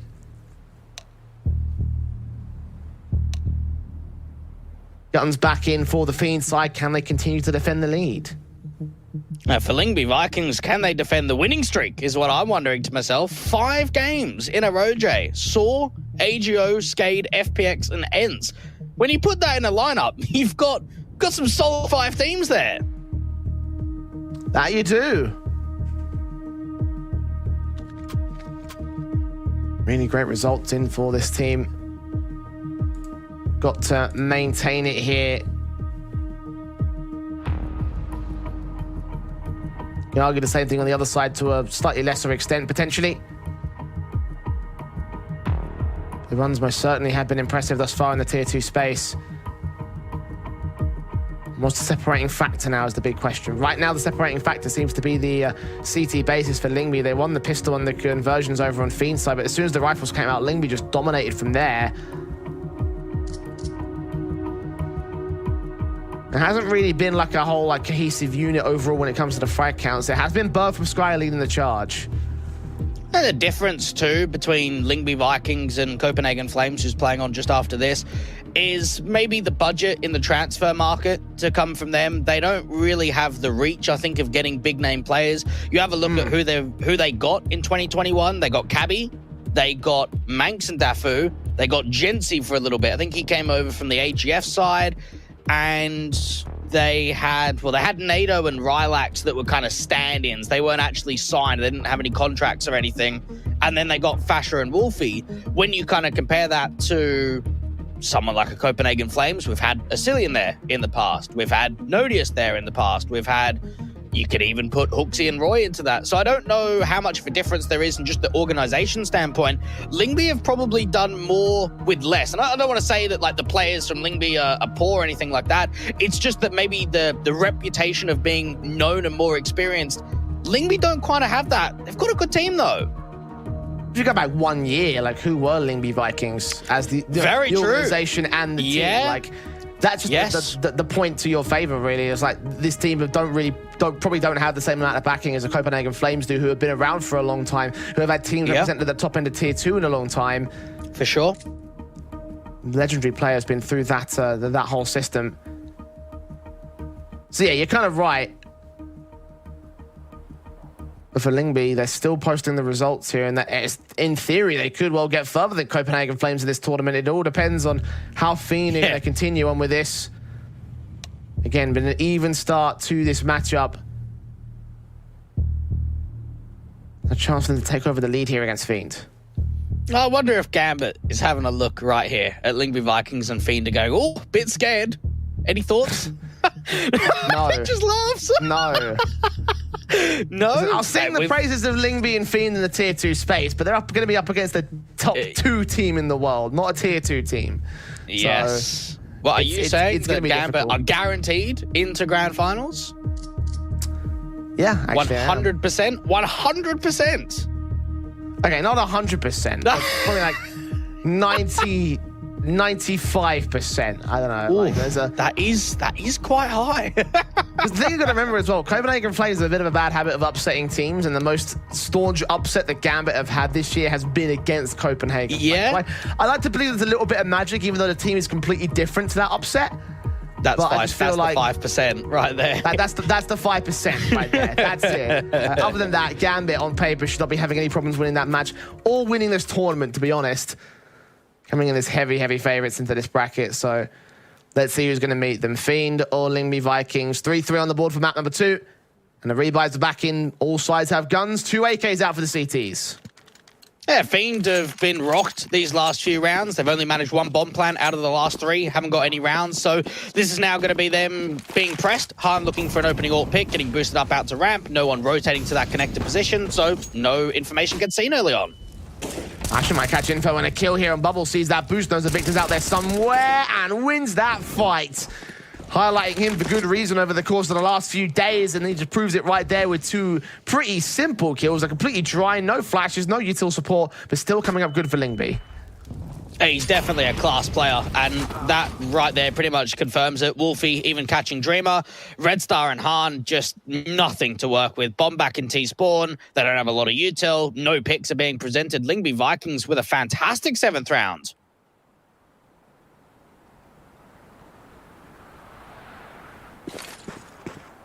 A minute to the clock. Seeing Fasher. Red Star at least drives him away as he presents a position in Han. His orb set into the A site. Can't catch anything as of right now. Fiend hoping for a miracle here. Hoping that someone gives up the ghost towards this round. Other than that, it might just be a safe call. And yeah, Han's rotating back. Well, where's the loss bonus? Be, what, 2,900? So you're not really in the best of positions if you save. So do you try and have a crack at it? You're going to have a hero AK and a hero AWP in the next rounds with not a lot of investment behind it. Start putting some pressure out to the B apartments, perhaps. Even if that does come in, you've still got other players on B to deal with. And time's too low. They've got to give up now. I thought for a moment they could have had a crack in. Now with the timer expiring, not going to happen. Lyngby up to 4, the lead going their way now. And 4 in a row. Fiend taking a bit more damage than they really expected to do so right here. Counter-terrorists win.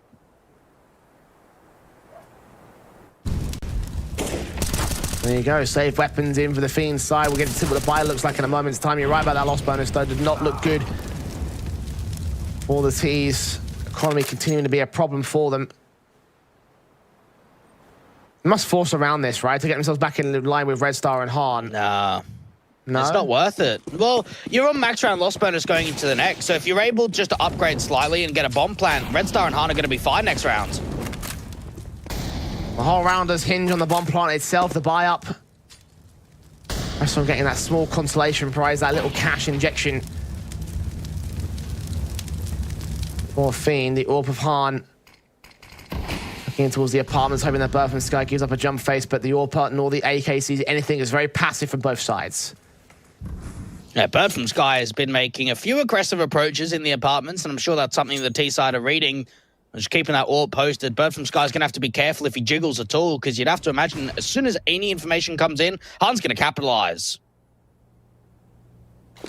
Now to that battle position, nades up, face in. There's a good flick. There's a great shot onto Bird from Sky. He's looking in for a bit more out towards this market position. He's going to keep up the ghost. Fasher thinks he's safe. He thought, wrong! Dafu drops! Han, 3K sequence. They might not get a bomb plant. They might just get the whole round. That was so poor from Lyngby Vikings. My goodness. So first of all, you don't dry peek without a flash. You don't even jiggle in the apartments unless you've got some utility behind you. Bird from Sky over peaks. You know the AWP is in the apartments. Why is the marker player just rotating? There's no jiggle. There's no posted on the line. There's another player in the site. Just play the crossfire. They just run straight into it. That was a little bit silly. But you can't deny, Han had some really sick shots in that sequence. Wolfie will get a couple of shots in of his own right here. Han's going to try hunt for his quadra. Doesn't quite win it out, so Wolfie's going to take a number of players out here. But it's still going to be an eco win here for Fiend, and they'll be just more than happy with that. Yeah, they will. Even recovering that AWP in the late section of the round, getting them back up to 4. And Han really is something special. Some good connections coming in, even the flick down to that van position. And it makes me think, I really hope the whole story doesn't just go of what happened to the last Bulgarian AWPers, where they saw something special in Cirque on Outlaws. Right, take him over to NRG. Or we're seeing something good in Poison. Let's take him over to Complexity. Keep him in this Bulgarian team. Oh, if a tier 1 call-up calls it, I don't think he's going to be saying no, though. There's some spots opening up, of course. Dafu, frag onto Victor, kicks things off on the right foot. Wolfie follows suit on hard. Fashion gets bubbled as well. And just like that, all that potential we talked about, all that praise we just gave to Fiend, been snatched away by Lyngby Vikings in a matter of seconds. Yeah, what a response in from Lyngby. Just when we see a poor round from them, they're able to just isolate that connector position. A lot of deaths coming through, and then another unwinnable round. Dreamer hoping just for any kind of damage, no one falling. Honestly, the perfect response you could ask for after losing a round like that. Well, a tactical timeout coming in immediately for the Fiend side, because you kind of expect that here. Look how quickly the round fell apart, how easy it was for Lyngby Vikings. So nicely done there from the CT side. You kind of got to wonder how that went so wrong for Fiend. You know, not even a single casualty taken against the Lyngby camp. How do they dig themselves out of this hole? The money's still not great thanks to the loss bonus being knocked back a peg. They'll take 2 tacticals to discuss this, actually. Yeah, we saw Lyngby doing this on their first map of Ancient, Fiend doing the same, and I guess that whole round, they get sandwiched in. You've got a couple of con players peeking. You've also got Wolfie that peeks before that AWP, or before the smoke blooms, right, and that AWP duel just goes his way. We also see the short connection, being able to apply pressure on Manx, who's playing out at B, and from there, they're just getting scrambled. They're not sure where to look. You've got players peeking everywhere. And that's something that Lyngby do have on their defenses, is that odd round here or there where they don't mind making some of the more risky plays, trying to work as a unit and just try and everyone peek together. Fiend. Honestly, this T side, it's been okay. Probably not up to the level that it should be. Consistency is a lacking effort, and another tactical. They're obviously having some discussions here that are quite deep and just trying to get everyone in line. What could be discussed, though, that requires 3 tacks in a row? I've seen 2 tacks taken in a row, and that's not that uncommon. A full minute and a half of tactical pause taken here before round 10. What is the game plan? What are Fiend playing at here? They probably just realized they're in a position where they lose round 10, things could start spiraling on this in this map. This is their map pick and Mirage. They don't want to go to a third. Yeah, Inferno's still a decent map for them. You don't want to be in that position where you're 1-0 up in the series, you're in your map pick, and you just let it slip. So just control everyone, make sure everyone's on the right page, and go back into round 10 and hope to see if you can find that conversion and way back in.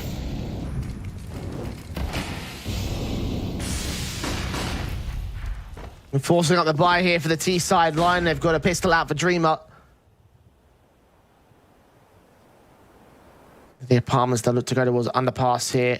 Bubble takes face with the Galil, being the first man out of the gate. Lyngby set towards shore, just going to wait as well. Fiend holding back, waiting for the opening frag to come to them. Now, Lyngby have got no approach in mid. They're actually playing a triple B setup, which is something we haven't seen from them before. Bird from Sky with that orb, waiting for a chair peek or any kind of jiggle. It does mean that A is exposed, and even that molly and flash is just going to force him off angle. New upset in towards the back of the A site. Manx here towards Dark, playing this position as wonderfully as he does before. That smoke room's a little bit too late, though. Victor gets the kill. Wolfie gets overwhelmed by the Galil the same. Han looking for his pick on Bird from Sky, knows exactly where he is. But those two casualties mean that Lyngby Vikings just fall right back to the apartment, save their weapons. Fiend will find 5.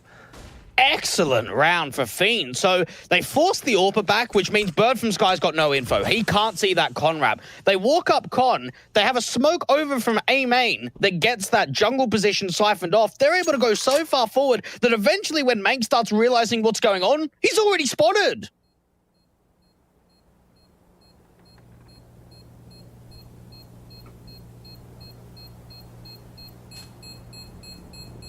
All-important round for Fiend to continue to equalize here.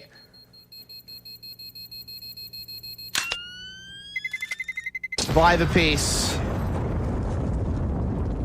And Lyngby at least bolster their buyback into the next round. They got quite a fair amount of cash here for a CT side.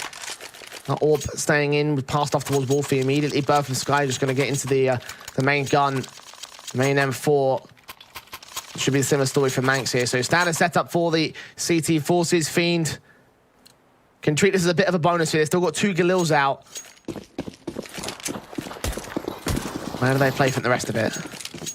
Deep app smoke coming through from Bird from Sky, trying to see if they can hold them at bay. Wolfie hasn't been able to find a lot of success with opening man advantages like he did on the last map. Try and see if he can get that AWP set up. Fiend's not even really taking mid early round. They've still got the bomb and Co to follow in the top mid position. And Han actually wins out the first fight to the apartments. B's pretty much open. Trying to get that second kill as well. Close against Wolfie. Tagged to 24. Smoke on the window. Daffy also gets tagged up. He's turned away against Bubble, so the kill comes in for him pretty easy. And Wolfie just still can't find the angle. They're native to 5 points of health. He's a goner. Bubble might fall and trade towards mid, but Fiend should have this round. They've even got lurks. They've got a player on the A site. Bubble's looking into connector. They're going to go and hunt. Dreamer out towards the A side. Can't get his second kill. Manx does trade him, but take the 48, and they could continue on with this kind of play. Fiend will find Wolfie. Drop that AWP. Manx's AK does win out one good fight. Before even further back towards Palace, he may just be able to escape dodge. He might not be able to escape Bubble on the backstab, though. 1 HP makes the difference. And the whole conversation we have in the head-to-head between Lyngby and Fiend, you've got the hard hitters, the consistent fraggers, against the strategic team.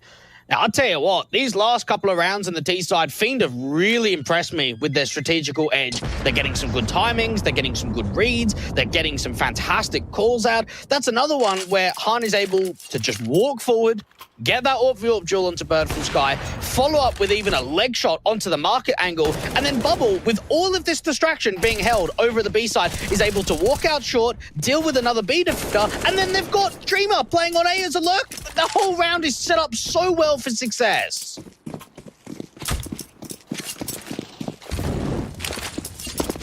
And Fiend regained the lead for it. Han looking for more entries out to the A side this time. His B players have been stellar, so I'm surprised they haven't put him over there.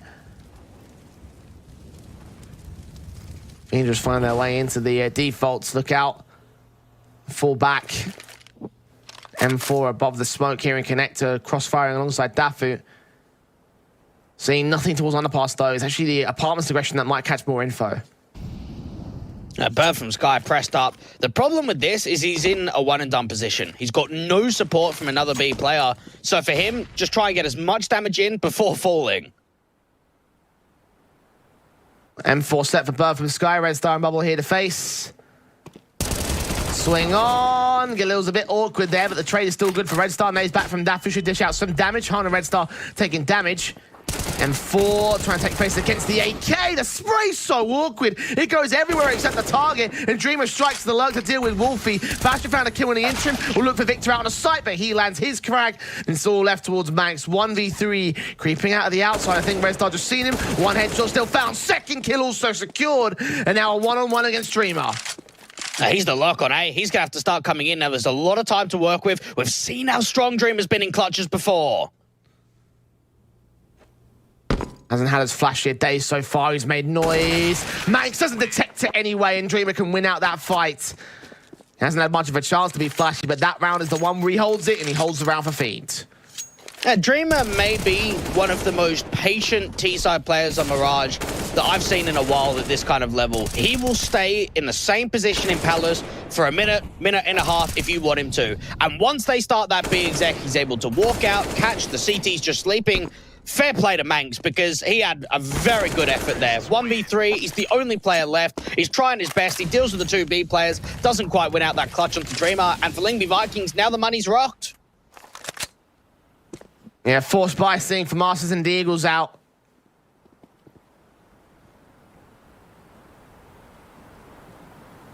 Mid control with pretty heavy presence here for the CT side, and looking down towards underpass for Wolfie. He's going to be on that first contact. It's Victor. Oh, that kill turns Wolfie's attention away.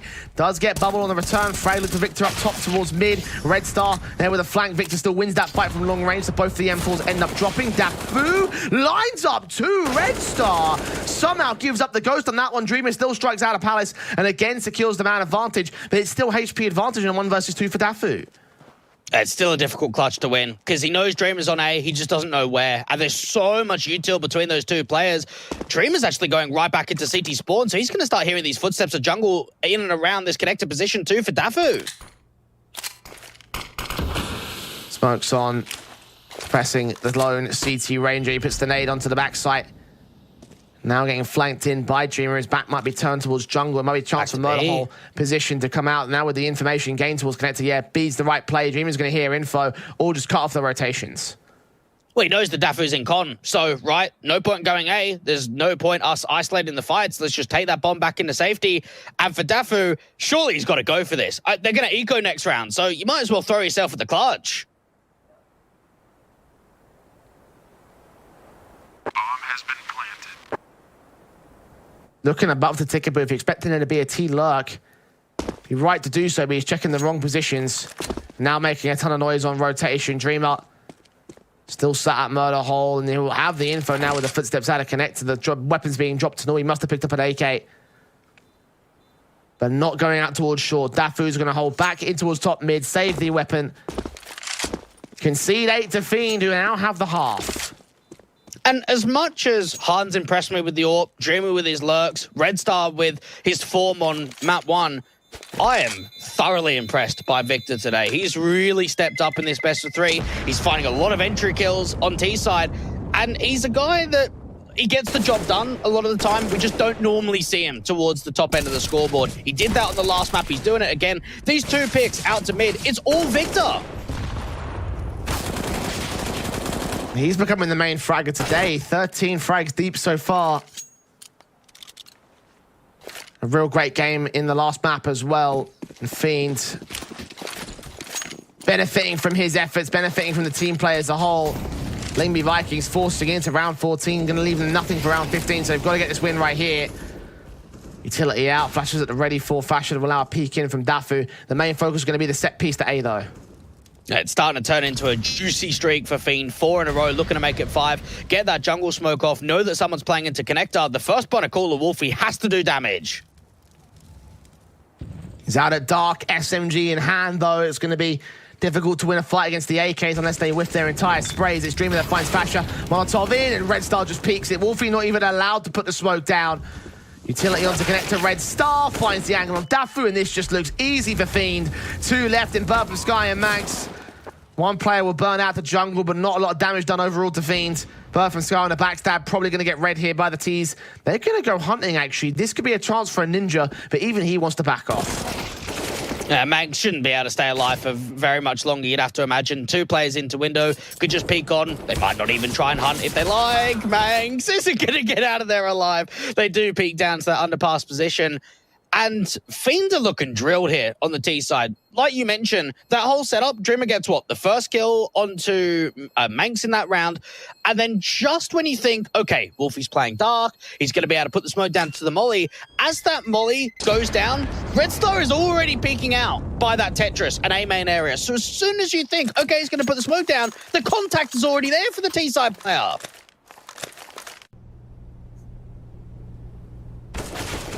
Fiend could find a 10-5 half right here. Of course, that was a forced buy round from the Lyngby Vikings camp, so the economy probably shouldn't enable a decent buy of their own right.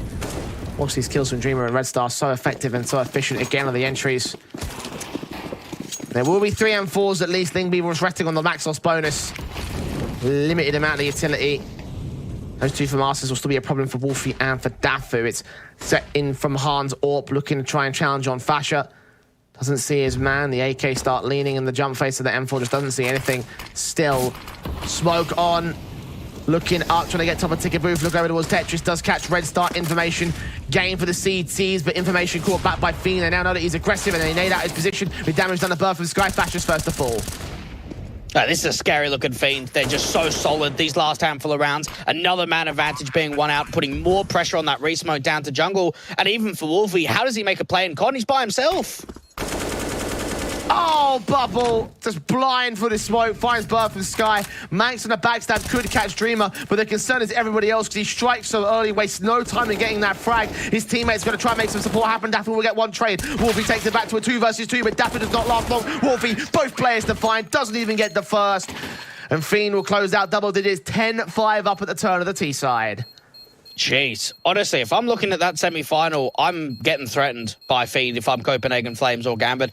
These guys are playing some good Counter-Strike today. It was 16-11 on the first map. It's now 10-5 at the half. It really has felt like the last 5-6 rounds have not even been competitive. It's just been a rollover. And another topic that we were talking about in the first map for Lyngby is where's that star player? Where's that guy that's going to pull him out of the pits? Kill distribution might look nice. We're lacking that individual, that X-Factor man on this team. The X-Factor man for Fiend has been Victor. 15 frags in the half, the hero of the half. Leading the charge by a mile. And it's so impressive as well, because we came into this day thinking, oh, Dreamer and Han, Dreamer and Han. Yeah. Those are going to be the 2 players to watch, Dreamer and Han. Yeah. Victor and Red Star have been the 2 guys in this series. And Han has had his moments to his credit. Dreamer's been crucial at his own moments with his clutches. But the big fraggers, Victor is one of them. He's playing contact back out towards the back of the A site. Here at ticket booth, sees one player coming out towards the ramp control execution inbound with smoke and flashes. 3 players now spotted. Rotation's got to get called in by Fiend because the bomb can go down.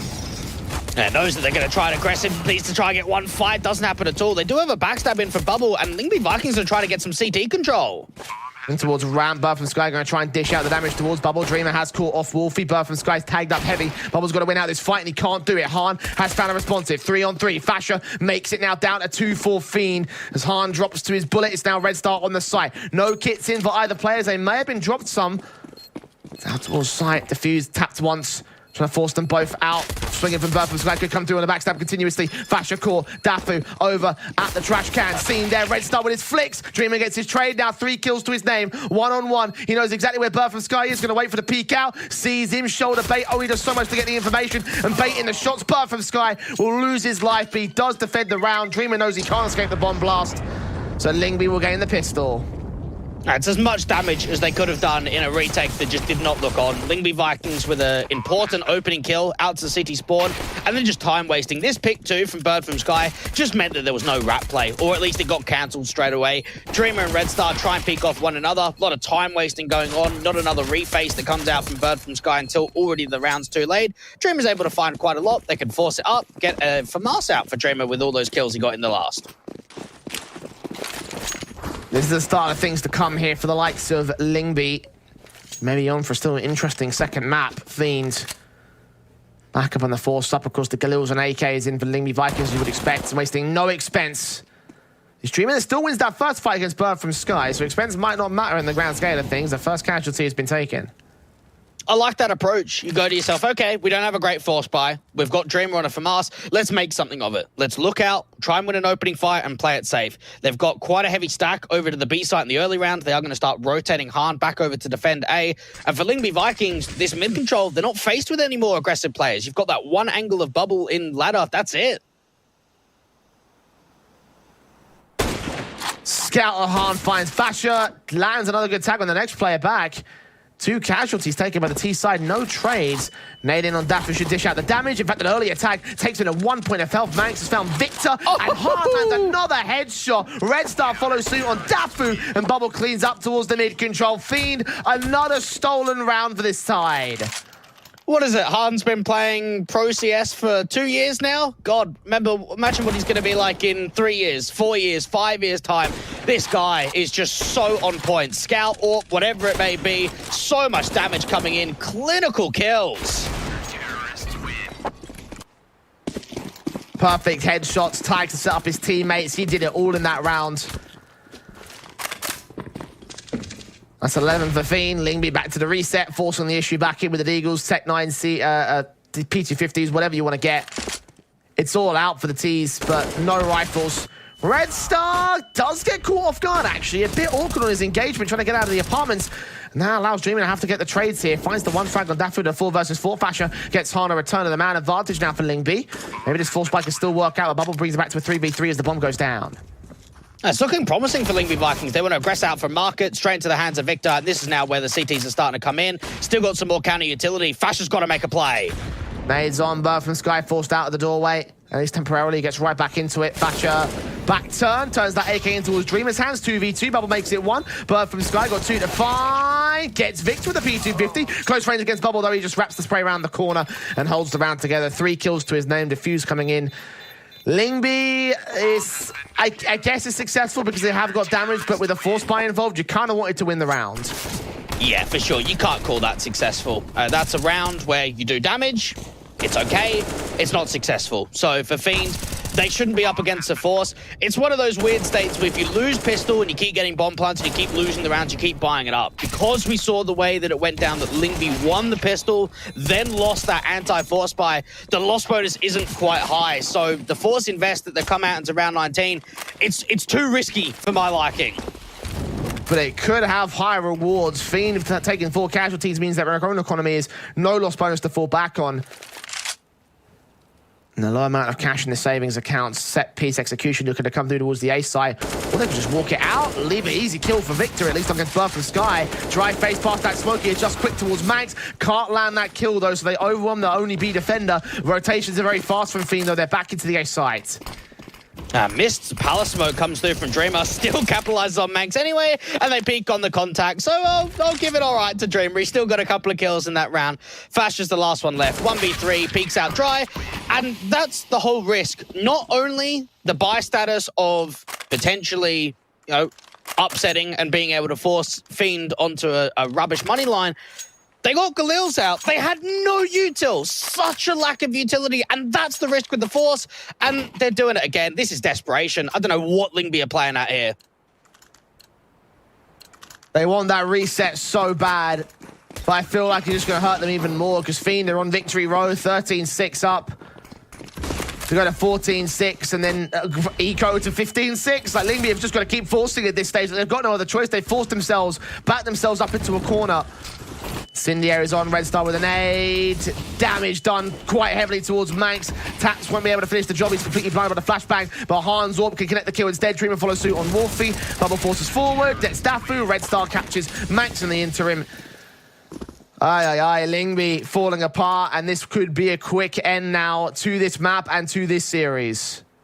And I would say, Jay, without knowing, that we're probably on the same page. That's just poor mindset, just to continue force. You don't do that. You eco, you get the rifles out. I mean, they keep buying. They're so desperate, it's not going to happen, guys. Fiend are looking solid on this CT side. The forces haven't worked. You've got to give yourself a good round. Get Wolfie on the AWP. Get that util forward. They keep forcing and forcing and forcing, and it's just not working. Fast plays out. The force again coming in for Lyngby Vikings. They found 2 kills. Aren't able to respond here. Dreamer going to try to turn that to a 2 versus 2. He's found it. Oh my god, Wolfie's giving up the ghost. Fiend. When you thought that finally there was something was going to work out for Lyngby Vikings, the response is so quick, the trade's so good for the CT forces. They'll try and make their way in through Murder Hole, try wrap around towards that B side. They won't be detected by Fiend at least, so the bomb can go down, but the chances of retake, with how good Fiend have been playing, it's probably on for them. Yeah, they know. They read it so well. They might not anticipate another lurk. They read the first player. They've got to look back out the city spawn. They turn around, and Red Star's there to back up the AWPer. 15 coming from Fiend. And this may be the best performance we have seen from Fiend the entire event. Think about both these teams. They got into the playoffs on a 3-2. Both teams struggled in that main Swiss. It wasn't easy sailing like a Skade or a Copenhagen Flames that went 3-0. They really got tested. And for Fiend, they beat Skade in the Bulgarian derby. They beat Big in the quarterfinals as a 2-0. They may get another 2-0, this time in the semis. And then a dominant map 2 as well. Yes, Fiend don't pick into it as often as they used to, but they still look damn good on it. And against Lyngby Vikings, they'll rip them apart. 2 kills for Dreamer, Dafu and Manx, last 2 players remaining. Manx trying to work out towards the A site, get some trade, some window back in. That's the frag that they need. But the bomb is in CT control. Fiend don't need to challenge him. Just play the crossfire. Dreamer's been able to find so much success in this round already. Manx is hoping to catch one of these sleepers. Bubble even in an off angle on Con. It's Manx to the frag on Bubble. Doubling up in this round to get the recoveries together. Dafu rapping against Red Star. Struggles with the spray, so does Red Star struggle with the kill. Comes in for Dafu at least, so it's all on Dreamer. Again to clutch it, picking up his numbers, getting his 23rd frag now in this map up. Looking to extend to 24. Secure himself as top fragger in the map, but no. Manx gets the triple and holds it together for Lyngby Vikings. Just barely, though. Just barely. That was a good round for Manx, right? It was a good angle, even expected that onto Bubble, which was kind of nice. And from there, they just peek on the contact. Red Star on the aggressive move, doesn't really find a lot more damage onto Dafu. And then you've got your last player on Dreamer left to clutch, try and get a 1v2 together. Last tactical coming in from Fiend. There's still a lot of money to be able to get the buy going into round 23. It was a survival round for Lyngby, and it keeps him in the map.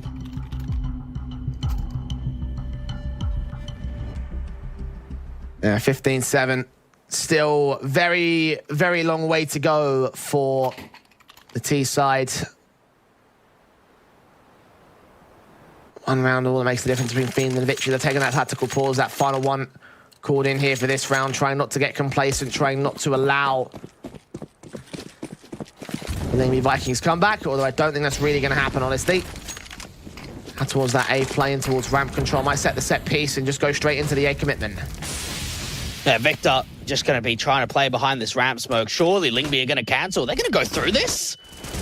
Yes, they are, and Victor's going to get the kill for it. They had no info. Fasher finds his response to the smokes back down to the cross. Down at stairs. Bomb should commit soon. It's still a little bit passive, and Han's going to catch a gap in that smoke. Fasher overextends. He was waiting patiently, and he gets his kill. 2 to line up for Dreamer. He looks for his triple, and he gets it in hole. 26 kills to close down for him, and a 16-7 for Fiend. 2-0. They're in the grand finals of the ELISA Invitational. He's back. Here we go, Dreamer. He may have been consistent on map 1, but my goodness, did he strike on map 2? And Fiend, this is a fantastic showing for them. They look comfortable. They're playing good Counter-Strike. They're a threat. And they look like they set themselves up from map number 1 going into their pick. They do look like a threat. I'm not sure how much Gambit might be doubting them, but they are looking to play in the grand finals. They defeat Lyngby Vikings, eliminate them in the semi-finals in 2-0 fashion. It's back to the desk.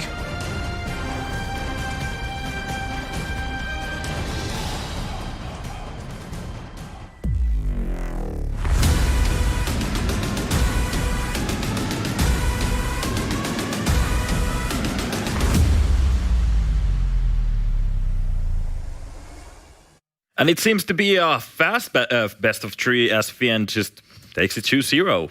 Guys, how do you feel about that? Fast and furious. As expected. I knew all along. Oh, okay. I predicted correctly. You guys were wrong. We're getting salted at the moment. End of discussion. Yeah, that felt deserved. in hindsight, looking at the Mirage, I mean, that was always going to be a tough map. So that Ancient really the key battleground for this series. As soon as Lyngby Vikings went down on that Mirage, I mean, it was just one way, and it really started to look like Victor, Dreamer, when they start to find their confidence, even Harn, Lyngby Vikings, they just got stagnant, maybe even afraid to make plays because the boys in Fiend just hitting every shot. Mm-hmm. Yeah, and a map like Mirage is so free-floating a lot of the times, and it seems to really bode well for the style of Fiend. The very contrary for Lyngby Vikings, were more about the set plays. And then you could see in the second half that the frustration did really kick in after winning the pistol round of the second half, then losing against the force buy. We just saw force buy after force buy from Lyngby Vikings, and that's just telling me that you've borderline given up already at this point in time. You're looking for a miracle, which they never got. Yeah, and before we do have an interview from Victor, but before we actually land on that, we have to talk about a few rounds here. And especially, you kind of noted that there was an up moment coming from Harn. It looked good. We must talk about Harn. Yeah. We have to talk about Harn. The first half started off pretty even. We were looking at like a 5-5 scoreline. Was it 4-4, something like that? But Lyngby Viking was hanging there. They got a couple of important rounds, but then Harn just started dominating things on the B-bomb side. This was a rough round, yeah. We see a mistake here from Bird from Sky. He peeks. I don't know what that HC is meant to do, a fake flash or whatever, but Harn doesn't turn away, gets the first one. And the second kill, way too easy as Fasher is a little bit desperate on the rotation. The third one is just the cherry on top. The two opening kills already kind of decided that round, but yeah, desperation is probably the key word when I'm talking about Lyngby Vikings on that Mirage. Yeah, as an ex-pro player, does that pique your interest a little bit that somebody can actually do mistakes like that? It happens in the game of Counter-Strike. But yeah, that example over there, I don't really know what the point was for Bird from Sky to peek into it, but then also the second guy rotating, I guess the information didn't run through correctly because Fasher just ran past window with no care in the world getting picked. The third kill was very, very nice. But yeah, just I guess a little bit of a blunder there from Lyngby Vikings. Yeah, and we have another round number 17. Yeah, well, this is the one where it's a 5-10 half. I mean, it looks bad. It looks really tough, but at least Lyngby Viking manages to win the pistol. Then comes the all-important anti-force round, and they just get picked apart the Harn scout here. These are nice shots from Harn, but again, it looks pretty easy for him. There's no flashes, nothing blocking his way, and a player like Harn is just gonna hit these shots with the scout. Even nice headshot here. So, that is clean. Yeah, it wasn't even close. Yeah, I don't know why he was given so much opportunity over there towards connector. Like after the first kill, they still had a smoke in play that they could have just canceled the whole idea of going up connector. There was a scout. There's so much other spots you can go to. So maybe tunnel visioning. They had a plan. We're gonna go take connector control and just try to plummet that A bomb site. And once shit started hitting the fan, they didn't know what to do anymore. Instead, they folded the round basically. Yeah, there goes the family-friendly portion of this stream. Everyone has a plan until they get punched in the face. Yeah, but then when you have enough experience under your belt, you know how to maneuver and how to change course after initial issues. Some wise words from Natu right there. And we are going to go to an interview with Victor at the moment. Hello, Victor. How are you? Hello, guys. Hello. Hello. Perfect. Feeling really great about the win. Congratulations on that. Thank you, guys. It was really nice to win again. Like after pretty much losing every game lately, and by my side playing so bad, it feels nice to win. All right, we have a few questions for you here, Natu and Robo. You can take it away. Yeah, just first of all, talking about your team at the moment, you've had some ups, some downs. Now again, you're on a nice upward trend and making the finals here at the ELISA Invitational. What would you say is the biggest strength of Fiend as a team? The biggest strength of Fiend is that no matter what, if we even make a lot of mistakes or losing crucial rounds and moving forward in the rounds, doesn't matter that, we just keep going round by round. It doesn't matter the result. At the end, we watch only the big score at the top, which is 16. Of course, sometimes we lose, but yeah, it's part of the game and we cannot manage to win every game, so... Hey, talk to us about Hart a little bit. He's been playing really, really well over the course of the tournament and overall. So tell us a little bit about him as an upper. About Harn, I think he's getting really in shape right now, and every day he's watching the most of enemies, what to expect from them, where to watch, and he's as well giving some inside info while we play, just to be careful about something. If he sees some nades on the map, just preparing us before something happens from the opponent side, and they make the move. Which is really helpful, and I really like to play with him. Like he's a young player, and he needs, of course, experience. But with the time being with us, I think you get it, and you manage to be even better at the game. Just one more from me. How much do you hope for Copenhagen Flames to upset Gambit so you get to have a rematch? I hope they will beat them so much. They have pretty much kind of similar pool, and I think it will be a really nice match between those two. I hope they will win it, but it's gonna be really hard because Gambit are gonna be really prepared for them, since it's also a final. Doesn't matter who they face. Lately, Gambit know how to win, and if they're top tier 3 team or 2 or first, doesn't matter for them. They will just take the match serious and go forward. All right, a few hours of downtime here for you, Victor. What are you going to do in these 5 hours before the grand final? I'm just going to rest a bit, first of all. I'm going to prepare myself, my mind, to be refreshed and fresh for the match. And I hope everyone from the team will do the same and be on point, because it's important for us to win this match and to win the tournament at all. All right. Okay, and before I let you go, I do have one question for you. There is a possibility, a slim one, that you might actually go against Gambit on the finals. Do you have an ace on your sleeve how you could actually manage to beat them? Of course, they're nothing special. Like in this game lately, in these years, everyone can beat everyone, as I can say.